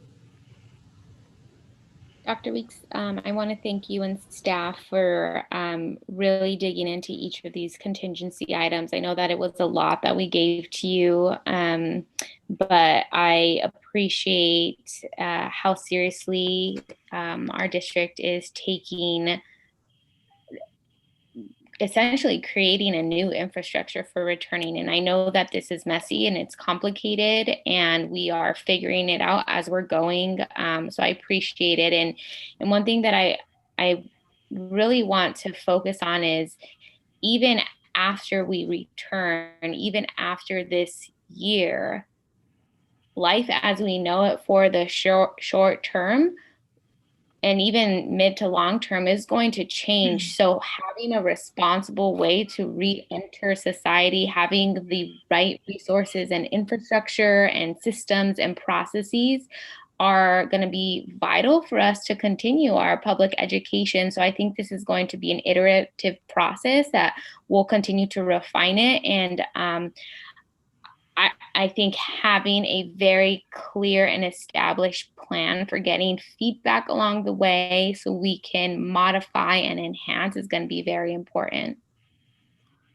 Well, we've picked up a lot of tricks. And if we're paying attention to what we're doing right now in the moment and picking up those tricks on how we can leverage this kind of a digital box we're in, but then begin to expand it as we reinvent public education here at Phoenix Elementary. You know, it's very different this time than when we did H1N1. I will say that. Okay. All right. And then I guess I'll just take the next one too. Is that, are we done with questions for that last presentation? This is Carmen. I do have one quick one. As far as, I guess, attendance and those protocols go, the big thing that stuck out to me was requesting a test and the possibility of returning after 3 days. The great word "if" in there. So it's just a little vague to me because testing results can take a long time if we are not partnered up with somebody and have some clear information on the test. So I just would love to have that at least figured out for our parents, I guess. Yeah, I would too. I think, you know, we've asked ASU to kind of jump in there with us, and we're still waiting on hearing back from them, and also the county. So we have a connection to Dr. I want to say Dr. Sonnenschein and our own Lynette Wilkin. So between the two of them, we're hoping that we can figure out ways to get testing sites and testing locations in our own neighborhoods. And then, of course, the tests themselves have kind of a mixed bag of how quickly they return. Exactly. So that just, as far as like clearing up at least the options or boundaries on that would just be helpful to parents. So we know, like, are we keeping our kids home for 14 days or 3 days, that kind of, you know, just at least, I guess, a different solution to, as far as the information. So that was my only concern with that. Thank you. Well, thank you, Mr. Hill. We appreciate that.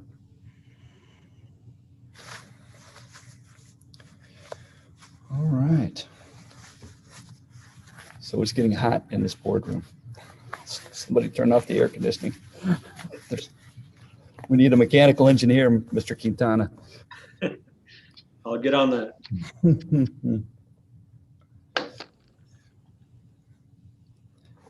So, Madam Chair, we do have a request approval to amend the previously adopted plan to transition from the distance learning model to the hybrid learning model. That would be next on our agenda. Would you be okay if we started talking about that? Yes.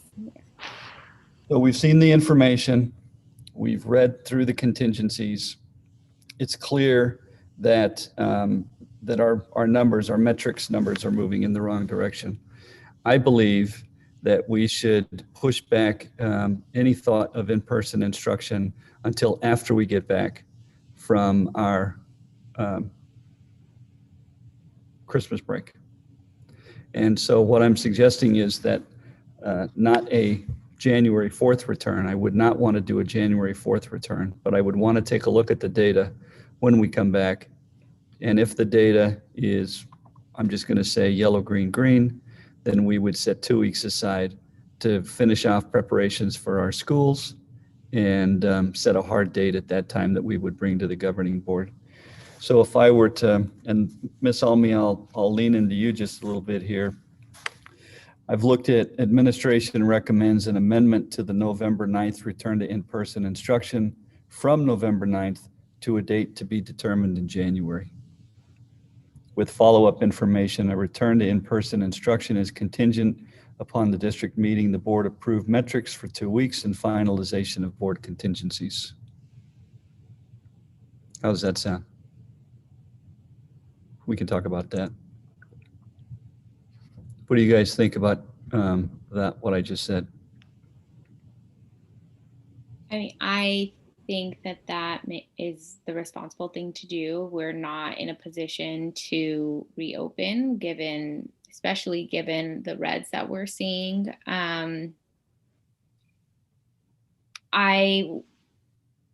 The one thing that I think we probably do need to give to our families is a date that we're aiming for, just so they can plan ahead, and if they know that we are still looking at our metrics. So if we don't meet that, then certainly we can't reopen at that date, but just giving them something to look at, to have in their calendars.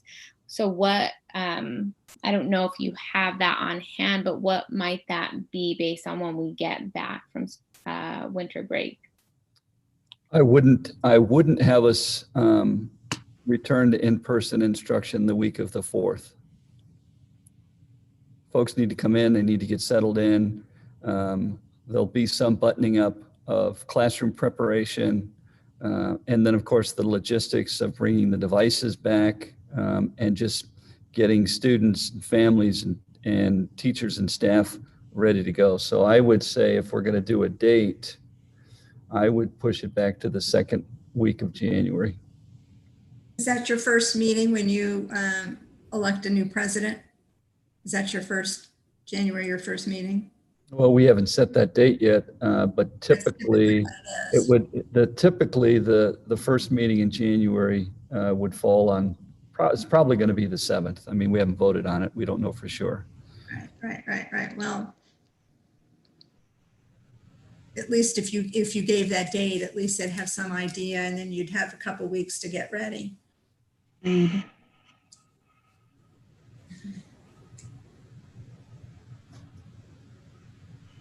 The other thing I would not do is I would not start on a Monday. I would start sometime in the middle of the week, maybe a Wednesday or a Thursday. So if I were to throw a date out there, I would say maybe the 14th.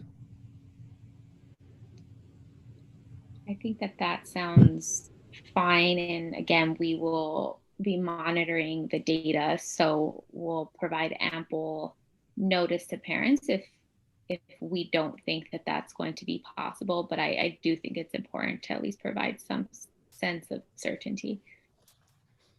So then it might read something like administration recommends an amendment to the November 9th return to in-person instruction from November 9th to January 14th, contingent upon the district meeting the board approved metrics for 2 weeks and finalization of board contingencies. Oh, I see Miss Almy nodding there, so that's my stamp of approval. I think that's what I originally suggested, but I know that we didn't want to set a January 4th date, which is how I had originally written it. So that makes sense to me because I think the only thing that we would be amending right now is just the date that we had previously set, which was November 9th. But I would agree, it doesn't seem like we're there yet with metrics or plans. And I think it would provide some stability for teachers and for families at this point to know what the plan is for the next month and a half. I know that as a teacher myself, I still don't know what our plan is for my own school. And it's hard to go week to week looking at the numbers and waiting to see what they are and then trying to count out how far it might be from this point. And so I think providing families and teachers with that kind of just a stability in how we're going to run our program for the next month and a half would be helpful.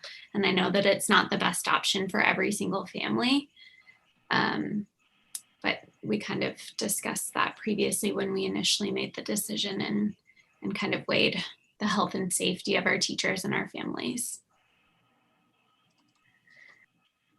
And so Dr. Weeks, in looking at the calendar, so we would be looking at the 2 weeks that we would be measuring the data for are the week of the 28th and then the week of the 4th.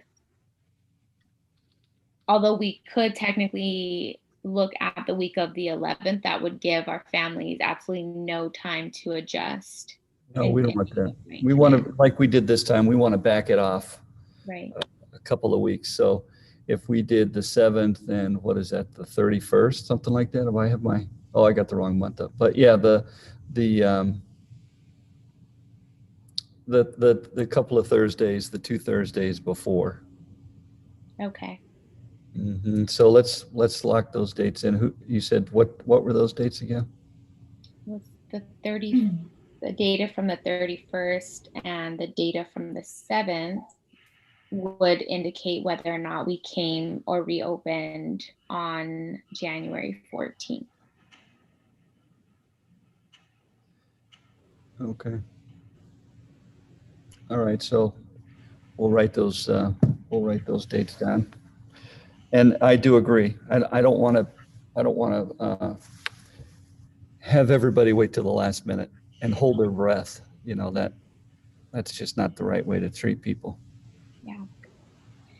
So then at this point, so the motion that you just read off is very long. So can I say, do I have a motion to approve the amended motion? What's the rule on that? Whoever made the motion has to agree to it, if I recall. Amanda, who made the motion? I don't think we've had it. So then do I have a motion to approve item G3? I move approval to amend the previously adopted plan to transition from the distance learning model to the hybrid learning model to amend the date from November 9th to January 14th. Great. Do I have a second? This is Carmen Trujillo. I'll second. Is there any discussion?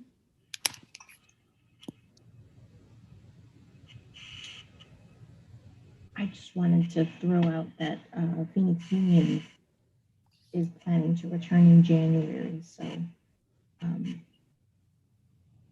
hopefully families that have kids in both districts can better plan around that, but it might be a good idea too to keep whatever date in mind that they also have in January in the near future.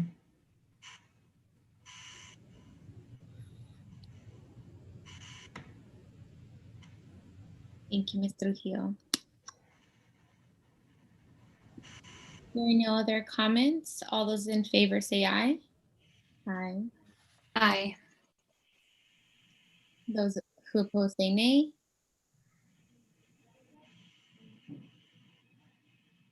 With that, the motion passes, and we'll move on to item G4. Yes, good evening again. This is Tom Lind, and I'm going to be speaking to item G4 as well as G5 when we get there. I would like to begin by just assuring the governing board that I intend to complete my responsibilities as best as I can before I leave. And that means I need to get my work done for a November board meeting and a December board meeting. And I think that's reasonable with what remains.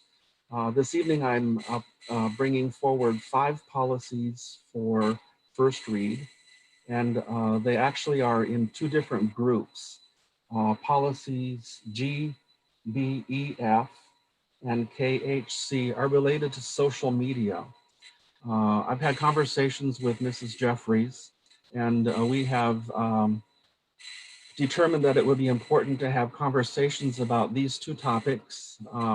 And we have formed a small committee at this point in time that includes 2 principals, a social worker, a director of MIS, representatives from both PECTA and ESPA. We had our first meeting on this last Monday to kick off the process, and we would like to review GBEF, which is use of digital communications and electronic devices, which we have as a policy already, but we feel that it could be enhanced perhaps by including a regulation that would give more guidance as to how we would navigate through social media resources. Policy KHC does not exist in our policy manual, but it is a policy available from ASBA, and it speaks to the distribution and posting of promotional materials. And we feel that this is an important topic to consider as we look at social media resources to more effectively do that. Tomorrow, I intend to inform our district staff that we're working on these 2 policies, and would welcome any other participation from staff should they be interested in working through the social media policies. The other 3 policies that are in the board book for first reading are policies in the ASBA policy service advisories, and this is what I particularly would like to be sure that I wrap up. The first one is GBEB, which is staff conduct. Our HR department has a minor revision to this that we include information in the list of potential consequences in progressive discipline to include a letter of reprimand, which is not here, or I should say a letter of direction. Policy IHA is also in the ASBA policy service advisories. I've discussed this with Dr. McLaughlin. It's about the basic instructional program. And there are some things that are statutorily required in this policy now, dealing with students who may have dyslexia. And so we would want to be sure that our policy is current with that. And then also we want to comply with the new legislation regarding Sandra Day O'Connor Civics Celebration Day, which is a new statute as well. So we'll continue to work with the CNI team for that revision. Policy KB is also in the policy service advisory, and I sent the governing board a rather complete update on this, but again, there are some statutory requirements that this policy needs in the fact that Senate Bill 1061 authorized new legislation that ADE publish a parent handbook. And that handbook is available on our district website. And it also is reflected in the policy revision in item 19. And it's lists the different sections of Title 15. And I would want to clarify that a little bit more with some descriptive language rather than just telling people to go to section 15-102. And then there is a section in that policy that is an optional for the governing board to approve that further delineates items that could be included in a district family engagement program in the school district. And I'm talking with staff. We realize that this is a very important policy to not only the staff, but to the governing board. And it can become a springboard for conversation and dialogue to help us prioritize our work with families as we move forward. One of the items that we've been working on is developing site councils, and that is now a part of this policy. And so we would want to continue that work as well. I know our time is getting late here, but I would welcome any conversation from the governing board regarding these policies. And as I say, I will plan to bring them either to the November or December meeting for second reading and approval so we can get them posted in a timely manner.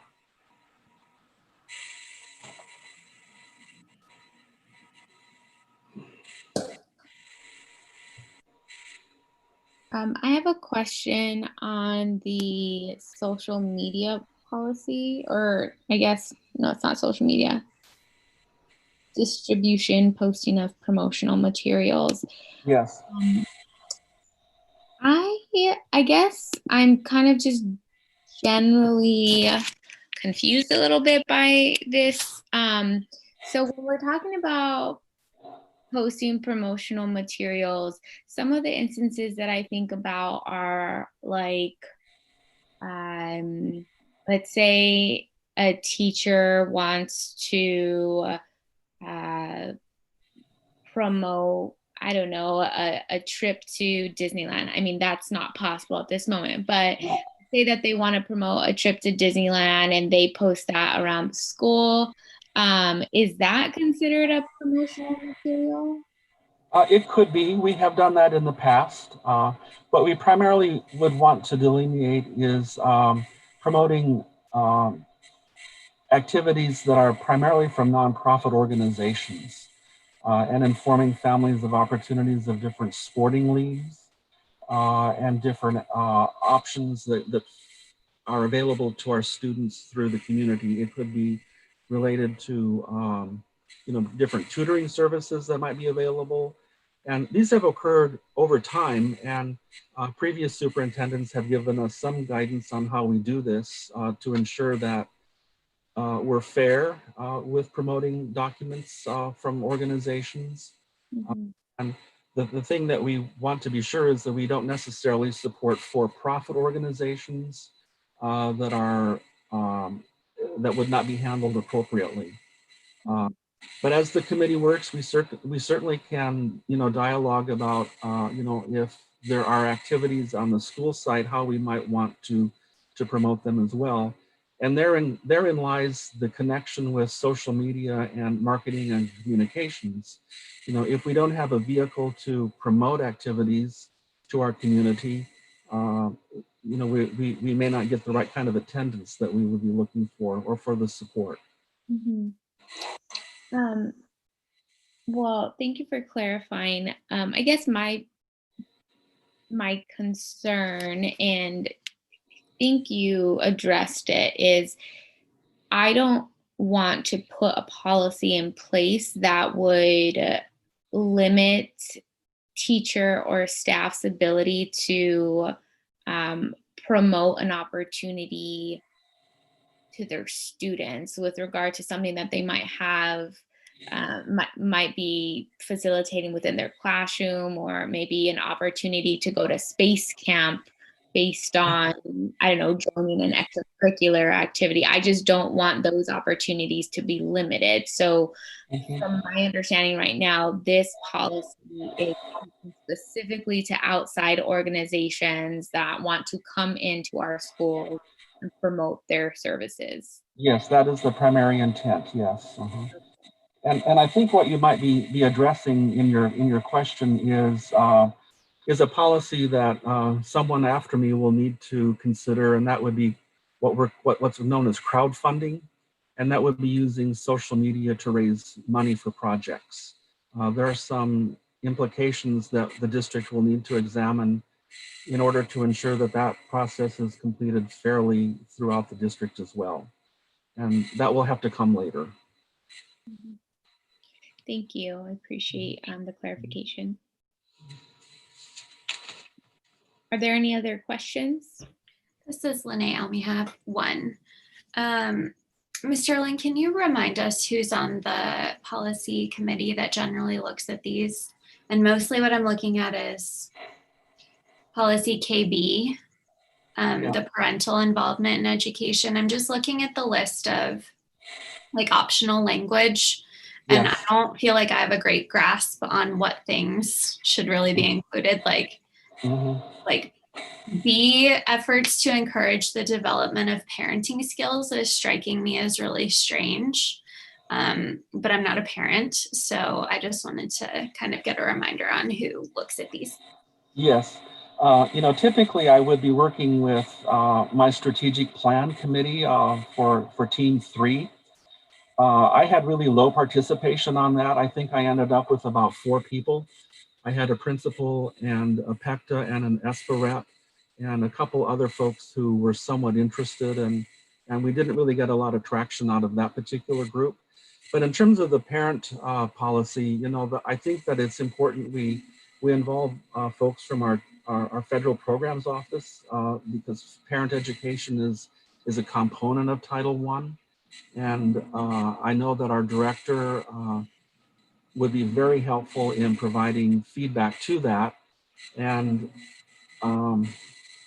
we have had some difficulty in getting parent support on these committees, but it would be important that we try to encourage, parents within our school districts to be represented in some way also. And we'll need to work on that. And if we don't make it by the December meeting, it can come to the governing board later. This is Carmen Trujillo. Great question, Mrs. Almy. I've also heard that other districts regarding this bill, I suppose, are including, student rights along with parental rights. So if I can find some of that information, I'll definitely forward it on to Mr. Yes, okay, that would be great. And I'm not exactly sure where our student advisory council is, but this group may be helpful in some of that language as well. Thank you.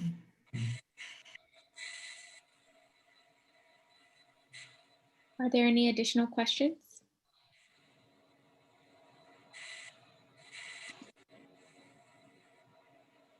Thank you, Mr. Lin, for your work on this. Yeah. And I'd like to move on then to G5, which is a request for second reading and approval of policy DBC. This was provided to the board as a first reading in September 10th meeting. And the request from the board was to incorporate language related to performance-based compensation. And we have done this by incorporating the language from Poston's book on performance-based budgeting, not only in the policy which the board will approve as an action item this evening, but also in the regulation. And upon approval, I'll be glad to share the regulation with the governing board again as well. So administration does recommend approval of policy DBC as a second reading. Thank you. And do I have a motion to approve item G5?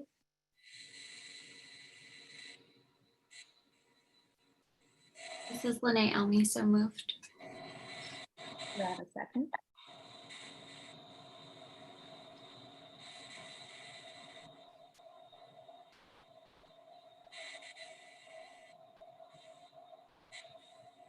Mrs. Benjamin, we're not hearing you, but your box is lighting up there. I'm here. Okay. I have questions. I was waiting for second. I guess I can second it. Thank you, and we'll open it up for questions.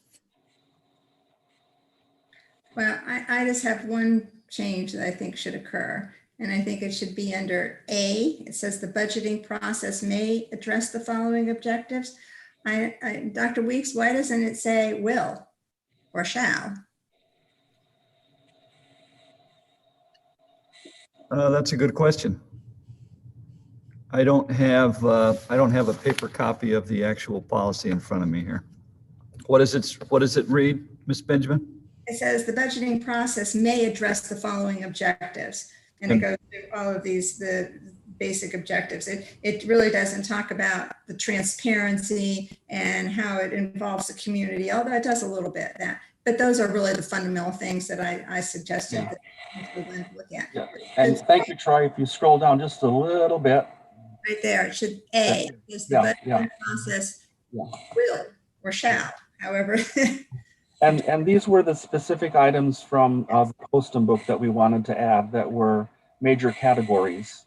And they are, right. But I think they shall address the following objectives or will, whichever is appropriate. I would change it to will. Okay. Mm-hmm.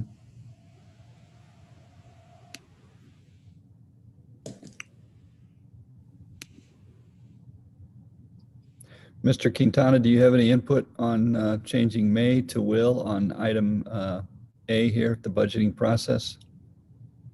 Not too much, just, I mean, we are planning to proceed with the kind of the full-blown performance-based budgeting process in February to go through the process, get the approvals, and be in line with the regular budgeting process that will take place in March and April for the following year. So we can, as we go through that PBB process in February, we can incorporate some of these things onto that as we continue with the regular budgeting process. Well, considering what's going on, or what we just heard from Dr. Diaz, so Victor Diaz, it's like all the years, this is most necessary. You know, it says the name of the book is School Budgeting for Hard Times. And so I think it's really important. And I think the collaborativeness and the transparency of that will be very helpful. And I would hope that you would spend some time with the teachers and with PACTA so that they understand the significance and how powerful this tool is in terms of making sure that curriculum, and really it should be called curriculum-based budgeting, and that's another name for it. I don't know why we called it performance-based budgeting, but we did. You know, but how that really does look at all the goals that one might have, and Denise talked about that a little bit earlier, and how you look and see whether or not the money you're spending is money well spent. And that's really what needs to be done in the future. So I think that when you say the budgeting process will address the following objectives, then you're really looking at that process and using it. And unfortunately, like Dr. Hidalgo had said in her, what she gave you, Mr. Quintana, they really never used the process to its fullest extent. We've never really seen, you know, the cost analysis done properly. And I'm not saying that's bad. It takes a while for people to learn how to do that. But I think, you know, if that's done and done correctly, you'll see some good things come out of it. So if we can make an amendment to this and say the budgeting process will address the following objectives, I would appreciate that. Yeah, I agree. The cornerstone of any good budgeting policy is to demonstrate fiscal prudence in the use of public funds, specifically in our area. So I would agree. Strengthen that language. And that is a change I can easily make. Thanks, Tom. And so we need to change the motion because now we've changed this. Yes? Or do we just make this a minor change? I will accept the friendly amendment. Thank you much. And I made the second, so that's fine. So with that, I'm done. Are there any additional questions? Okay, hearing none, all those in favor say aye. Aye. Those opposed say nay. With that, the motion passes and we'll move on to, we will adjourn to executive session at 9:52 p.m. I think, Madam Chair, we need a motion to move into executive session. So moved. I'll second. Thank you. All those in favor say aye. Aye. And Troy, we have a second link for executive session? I think Yes, you have that Dr. link, Weeks, correct? you do. It was sent to all the board members. Okay, Dr. all right. Weeks. Yeah, Fran then- sent it to everybody. And then Amanda, you're gonna need to hang out until we get back out because there'll be another action item. I will see you guys when you return.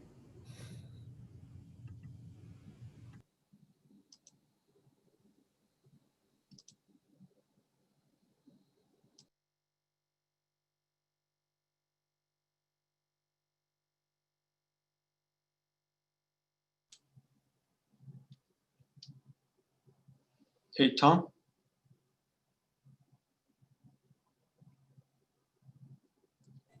Yes?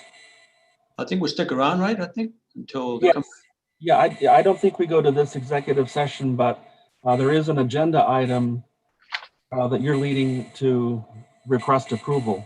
Right, I saw that. So yeah, I'm gonna stick around then. Yeah, I'm gonna keep my system on. I'm gonna kind of step out and take a look at the dog, see how he's doing. There you go. Yeah, Mr. Katana, that's correct. If we were in person, even the people that are still watching the live stream, we would all just kind of be hanging out in the governing board room together, talking about the Thursday night football game and other topics like that. So we'll be sticking around here for a bit. Yeah. Hey, good job, Dr. Diaz. Good job on the presentation.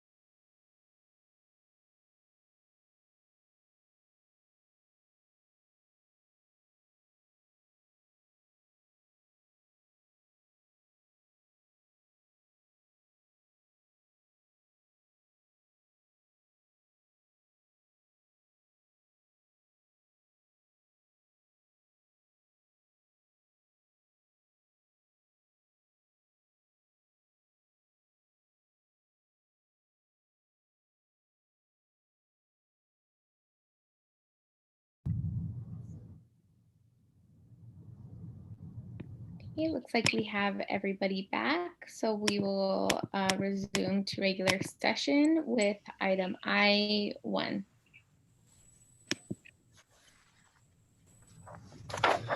Yes, Madam Chair, members of the governing board. Hold on a second. We just, should I just go into our motion?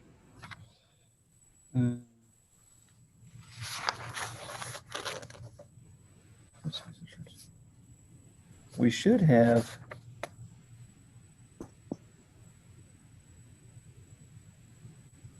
Yes, request approval of the proposed superintendent's performance pay goals for 2021. Yes, sorry about that.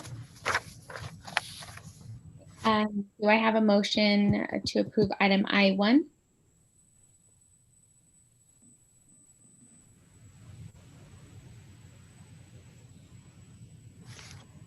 This is Lene Almy. I move approval of the proposed superintendent's performance pay goals. And a second? I'll second it. Susan Benjamin. Is there any discussion?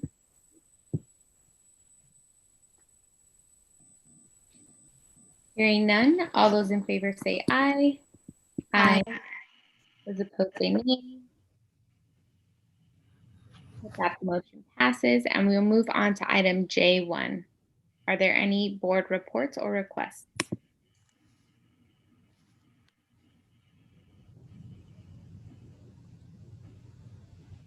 This is Carmen Trujillo. I've got a couple. I would like to ask how our substitute teacher process is going to be implemented. I would like to know how that's going to go in person and virtually. And then to touch on the possibilities of outside learning environments, what that might look like and what resources we might need. And the most important one on my mind is communicating before the Thanksgiving break to each family what reopening looks like in January, what that communication plan looks like, as far as making sure we connect with everybody, not just those who've had text messaging and things like that. Those are my requests. Yes, thank you, Ms. Trujillo. Recently, MIS picked up I'm going to say the good version of Zoom. So we're preparing community forums. That's great. Thank you very much. Yeah. Mr. Trujillo, did you have additional requests? No, ma'am. No, madam. I had a question, and this can be provided in an update if we don't have the answer right now. I saw in our last update something about Herrera and a pre-K school. Is that something you can speak to now, or can we get more information in a board update? You can provide that in a board update. Okay, great, thank you.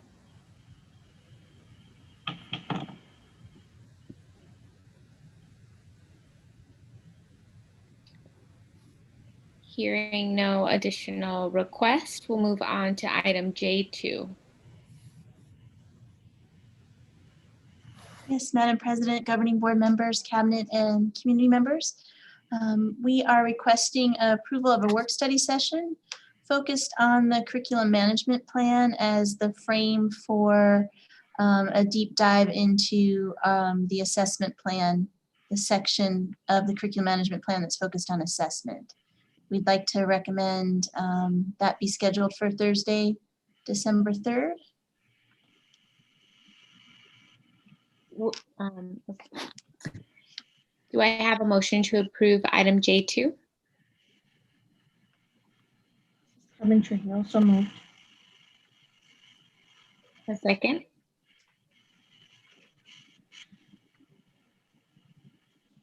This is Lene Almy. I'll second. Is there any discussion?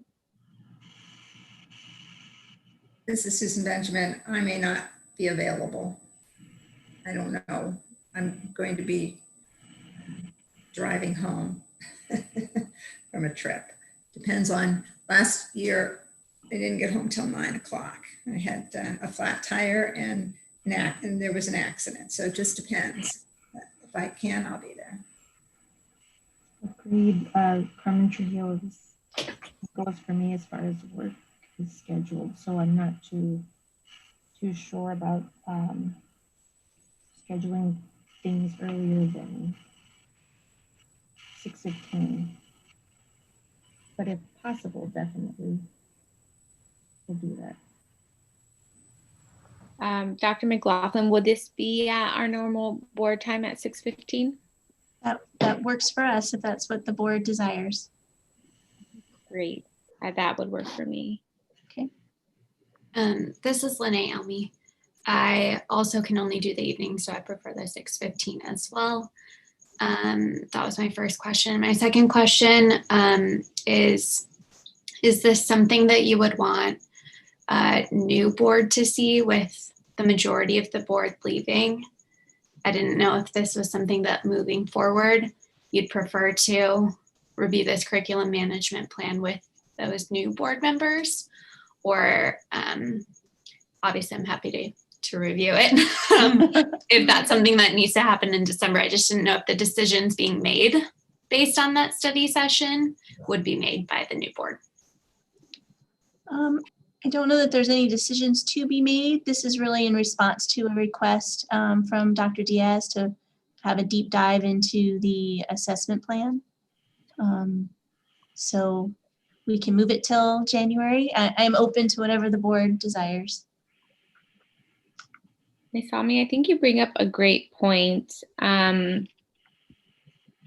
think that this is probably going to be a topic that new board members are absolutely going to want to have background on. I don't know that we'd want to go through 2 different study sessions on this, but I also want to respect your commitment on the board right now, because you still are Ms. Benjamin and you're still board members. So is there a preference? Is this something you really want to be a part of? Well, like I said, I may not even be available. I may still be driving. So don't let me sway you one way or the other. I'm always interested in that. You know, the other option would be to invite those 3 new board members to come and be available to hear it too, if you wanted to do it in December. But it's up to you all, because you're going to be the ones to carry forward, not us. Mm-hmm.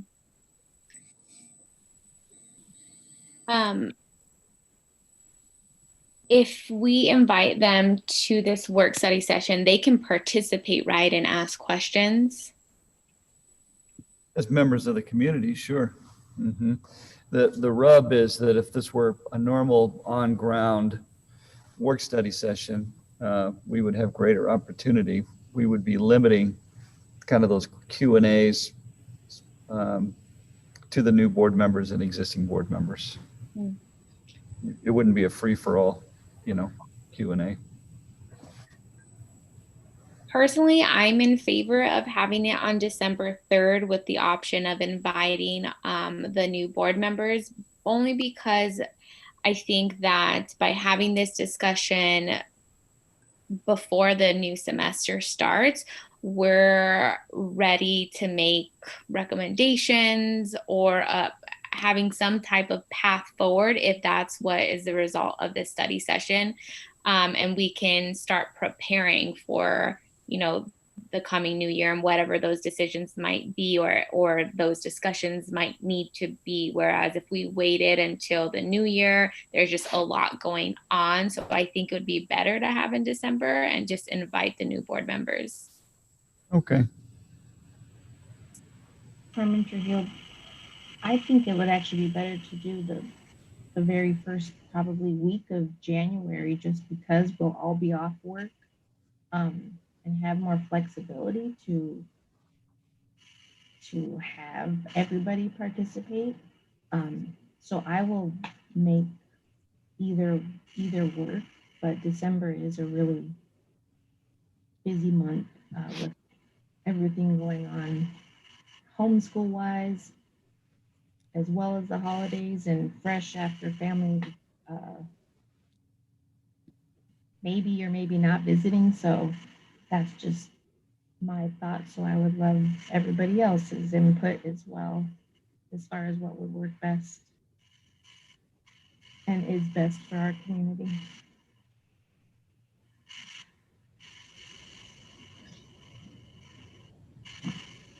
I definitely appreciate that perspective, and I would agree that it is very busy in December. I think I lean a little more towards December only for the fact of having more time to prepare for the coming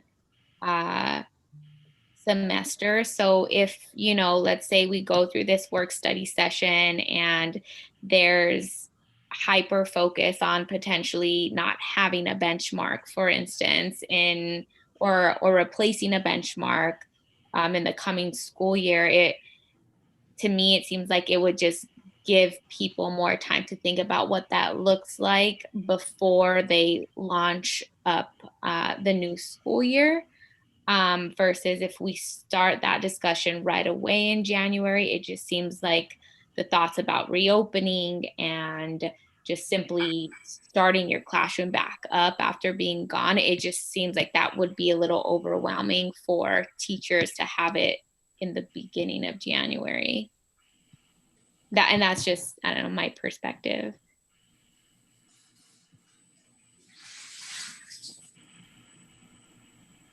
I think in terms of delivering information, I think we're okay with either December or January.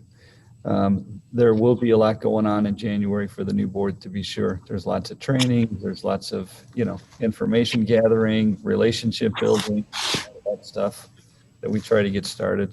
But at the same time, Mr. Hio, December's always jammed up, to be sure. So I think we're kind of stuck just like you are.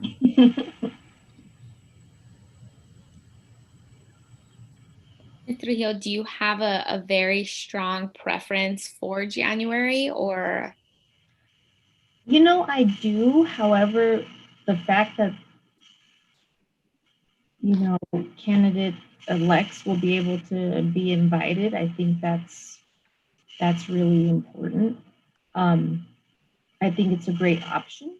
So, if I have to miss any of it, by all means, I'll feel that much better about having our entire board plus a new set of eyes as far as just, the information that'll be delivered. So I really am good with either or.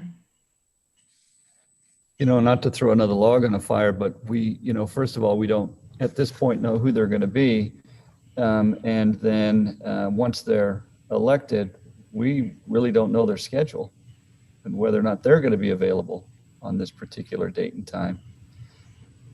So maybe I can, once we get the election settled down, I can give these new board members a call and see what their availability is. And then I think we'll have a board meeting between, we'll have the November board meeting if we need to make any adjustments or any changes, right? Got it. Thank you. So I guess with that, Dr. Weeks, would you recommend we just move forward with the December 3rd, and then after you hear back from them, if they are not available on December 3rd, we can make a modification to the date? Yeah, that's probably more prudent. That's what's agendized here. So we can stick with that, and then like we said, we can make the change if we need to, or if something important comes up with you guys, and you guys absolutely need to make the change. We want to be accommodating. The information is important. I want to thank Dr. McLaughlin for pulling it together. And of course, there's going to be this high level of transition as we move out of the current board into the new board. So be lots and lots of moving parts for the next few months. Could we table until the next board meeting when we have more information? Yeah, we could do that too. Well, now we're just getting options all over the place, aren't we? All right, so let's do this. Let's do the 3rd at 6:15, and then if we need to change, we'll make the change. At least then we have a date and time locked in, and we're not playing peekaboo with that. At least we have something. Thank you. All right, are there any other questions or comments? No, Madam. Okay, do I have a motion to approve item J2? We already did the motion in second. Sorry, it's late. All those in favor say aye. Aye. Those opposed say nay. Nope, that the motion passes, and we'll move on to item J3.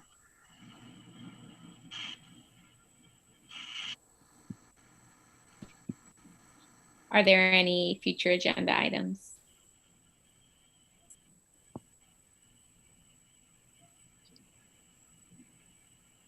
Hearing none, we will go ahead and adjourn at 10:42 p.m. Thank you all. Thanks, everybody.